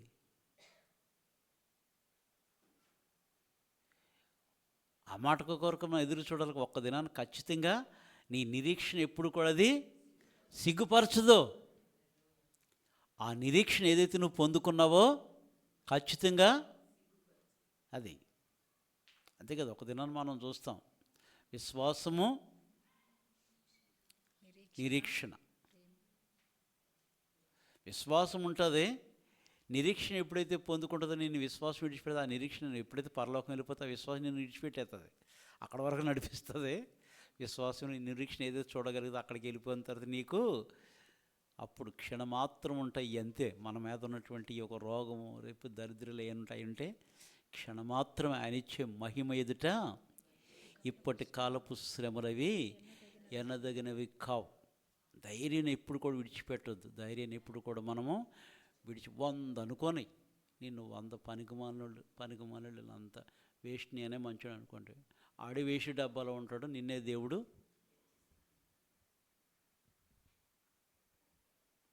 నిష్కారణముగా నీవు యోబుని నిష్కారణముగా అతన్ని పాడు చేయుటకు నీవు నన్ను ప్రేరేపించినను అతడు ఇంకను తన యథార్థతను వదలక నిలకడగా నున్నాడనగా అపవాది చర్మము కాపాడుకొనుటకై చర్మమును తన ప్రాణమును కాపాడుకొనుటకై తనకు కలిగినది యావత్తును నరుడిచ్చును గదా. ఇంకొకసారి నీవు చేయి చాపి మళ్ళీ ఇంకొకసారి చేయి చాపి మొత్తేసాయి. ఆడి ప్రేరేపణ చూడండి. ఇంకొకసారి చేయి చాపి యోబుని మొత్తేసి మొత్తాడు. మొత్తం ఏమైంది? చేయి చాపి అతని ఎముకను అతని దేహమును మొత్తిన ఎడల అతడు నీ ముఖం ఎదుటనే దూషించి నిన్ను విడిచిపోవున నేను. అందుకు యెహోవా అతడు నీ వశంననున్నాడు, అతని ప్రాణం మాత్రం నీవు ముట్టవద్దని సెలవిచ్చెను. కాబట్టి అపవాది యెహోవా సన్నిధి నుండి బయలువెళ్ళి అరికాలు మొదలుకొని నడినెత్తు వరకు బాధగల కురుపులతో యోబును మొత్తెను. అది అరికాళ్ళ నుంచి నడినెత్తి వరకు యోబుని మొత్తితే బాధలు గల కురుపులు కదండి. కురుపులు ఉన్నటువంటి వారికి చిన్నప్పుడు ఏదో కొన్ని పరిస్థితులను బట్టి కురుపులు వచ్చినోడికి అర్థమవుతుంది ఎంత భయంకర పరిస్థితి ఎలా ఉంటుందో. పడుకోలేరు, కూర్చోలేరు, నిలబడలేరు. కానీ యోబు కంట అరికాళ్ళ నుంచి నడినెత్తి వరకు ఆయన మనం కూడా చూస్తాం లూకాసు వార్తలో. ఎవరు? లాజరు. కురుపులతో నిండిన వాడై ధనవంతుని ఇంటి వాకిపైన పడుంటే కుక్క వచ్చంట, కుక్కలు వచ్చి అతను కురుపులను ఆగుతుంటే ఎట్లా ఉంటుంది ఆ స్థితి ఒక్కసారి చూడండి. కానీ దేవుడు విడిచిపెట్టాడా? బాగా నువ్వించినోడు ఏమి తీసుకుని వెళ్ళి పాతాళంలో పడి, ఇప్పుడు నేను ఉన్నట్టు ఉన్నాను, ఇంకా మాకు 5 బ్రదర్స్ ఉన్నారు, మా వాళ్ళు అసలు ఇంకా డేంజర్ అంటున్నాడు ఆయన అక్కడ ఉండి. ఇంకా నాకు 5 సహోదరు వాళ్ళు ఎక్కడికి రాకుండా నాయన ఎవరినన్ను పంపించమంటే వద్దు చాలామంది ఉన్నారు అక్కడ, చాలామంది బోధించారు. ఒకడు చెప్తే వినకపోతే పరలోకంచి మళ్ళీ ఒకడు చెప్పినవాడు వినడు. అయితే లాజర్ని అయితే ఒక్క మాట అన్నాడు లాజరు, ఎందుకు ధనవంతుని అలా చేసి నన్ను ఎందుకు ఇంత బాధ పెడుతున్నావు ప్రభువా, ఆడికి అలా పెట్టి ఇలా పెట్టి నువ్వు అసలు నువ్వు దేవుడివేనా అన్నాడా? ఇలా ఉంటావా ప్రభు అని అన్నాడా? మనమైతే చాలా ప్రశ్నలు వేస్తాం. ఒక్క మాట కూడా నోరు తెరిచి లాజరు అన్నాడా? అనలేదు. అయితే ఇక్కడ చూడండి, అతడు యోబు ఒళ్ళు గోకుకొనుటకై అరికాళ్ళు మొదలుకొని తల వరకు కూడా కురుపులతో మొత్తిన తర్వాత అతడు ఒళ్ళు గోక్కున్నట్టుగా ఏం తీసుకున్నాడు? చిల్లపెంకు తీసుకొని బూడిదలో కూర్చుండగా అతని భార్య వచ్చి, నీవు ఇంకను యథార్థతను వదలకయుందువా? దానికి తోడు నేను నమ్మన్న ఎవరు కదండి, గయ్యాళైనటువంటి ఉండేటికంటే అరణ్య భూమిలో మిద్ది మీద ఒక మూలన ఇక ఆమె వచ్చిందంటే అమ్ము నన్ను ఇంకా బతికిన గయ్యాళైన భార్య అంటే అర్థం ఏంటి? ఇంకా జ్ఞానవంతురాలు తన చేతులు తన ఇల్లు కట్టుకొను 3 రాలు ఎవరు పేకక్కర్లేదంట, ఆమె ఇల్లు అంటించేసుకుంటుందంట. అయినా ఆ మాటలు కాదు బాబు, బైబిల్లో మాటలు అవి. అంతే కదా, ఎవరో నీ కొంపను నువ్వు ఒక ఆమె ఉండేదంట, ఊరందరి గురించి అందరికీ చెప్పిదంట. ఒకరోజు ఆమెకు వచ్చిందంట కష్టం, ఇంక ఇప్పుడు ఎవరికి చెప్పుకుంటుంది? అందరూ మంచోళ్ళు కదా నేనే మంచిదని అన్నది. ఆఖరికి ఇప్పుడు ఇవి చెప్పుకుంటాక లేదు ఇప్పుడు ఇంకే. అట్లాగా అసలే ఆ పరిస్థితిలో యథార్థతను విడిచిపెట్టక నిలకడగా ఉన్నప్పుడు సాతానుడు వచ్చి కురుపులతో మొత్తినప్పటికీ కూడా దేవుడు ఒకటే చెప్పాడు, అతని ప్రాణానికి మాత్రం ఏ హాని చేయొద్దు, ఆ ప్రాణానికి జీవం పోసేది నేనని దేవుడు చెప్పాడు. సాతానికి హెచ్చరించాడు, మొత్తాడు. అయితే భార్య వచ్చింది. భార్య వచ్చి ఇంకను యథార్థతను వదలకయుందువా? ఇంకను యథార్థతను వదలకయుందువా? దేవుని దూషించి మరణము కమ్మనెను. అమ్ములు అది పెద్ద సైతం దూరిందనమాట. పోతే పోయి సత్యసత్యం కానీ సత్యం ముందు దేవుని కూడా దేవుడు నాకు ఏం చేశాడు ఎంతకాలం ఇదేనా అన్నట్టుగా ఆఖరికి ఏమైపోయిందంటే, అలాగే చాలామంది భక్తి ఎందుకు విడిచిపోతారంటే మధ్యలో మొదట్లో బాగానే ఉంటారు, రగిలిపోతూ ఉంటారు. ఆ తర్వాత అయిపోయింది గుడికి వెళ్ళరాలో మీరు ఎక్కడ టెస్ట్ చేసుకోండి, బాగా అబ్జర్వ్ చేయండి. కొంతకాలం చూసి అప్పుడు మొదట్లో చాలా బాగుండేవారు భక్తి, కానీ తర్వాత అర్థమవుతుంది. రాధా మనోహర్ దాసులే తయారవుతారు ఆఖరికి.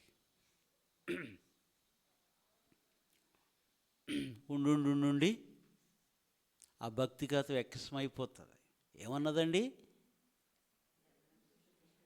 ప్రశంసించవచ్చు కదా, తన భర్తే కదా, అయ్యో ఇంత యథార్థకున్నాడు ఇట్లాగా అయింది, ఆయన సరే ఏం కాదులే మనకు అనొచ్చు కదా. ఇంకను నీవు యథార్థతను వదలక ఇంకా నీ దేవుడు అంటావు, ఇప్పుడు కూడా దేవుడు అంటావా?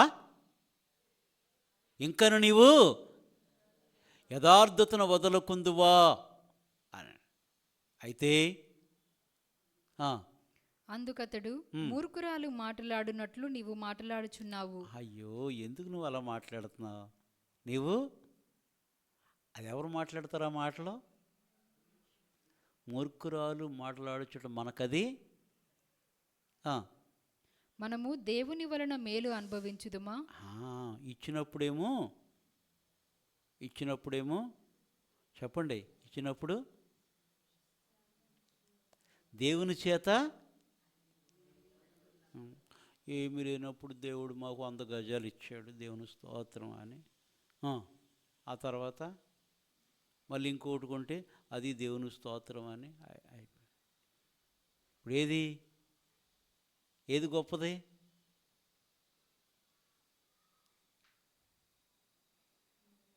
అవి ఉంటాయి పోతాయి, అవి ఎక్కడికైనా ఉంటాయి పోతాయి.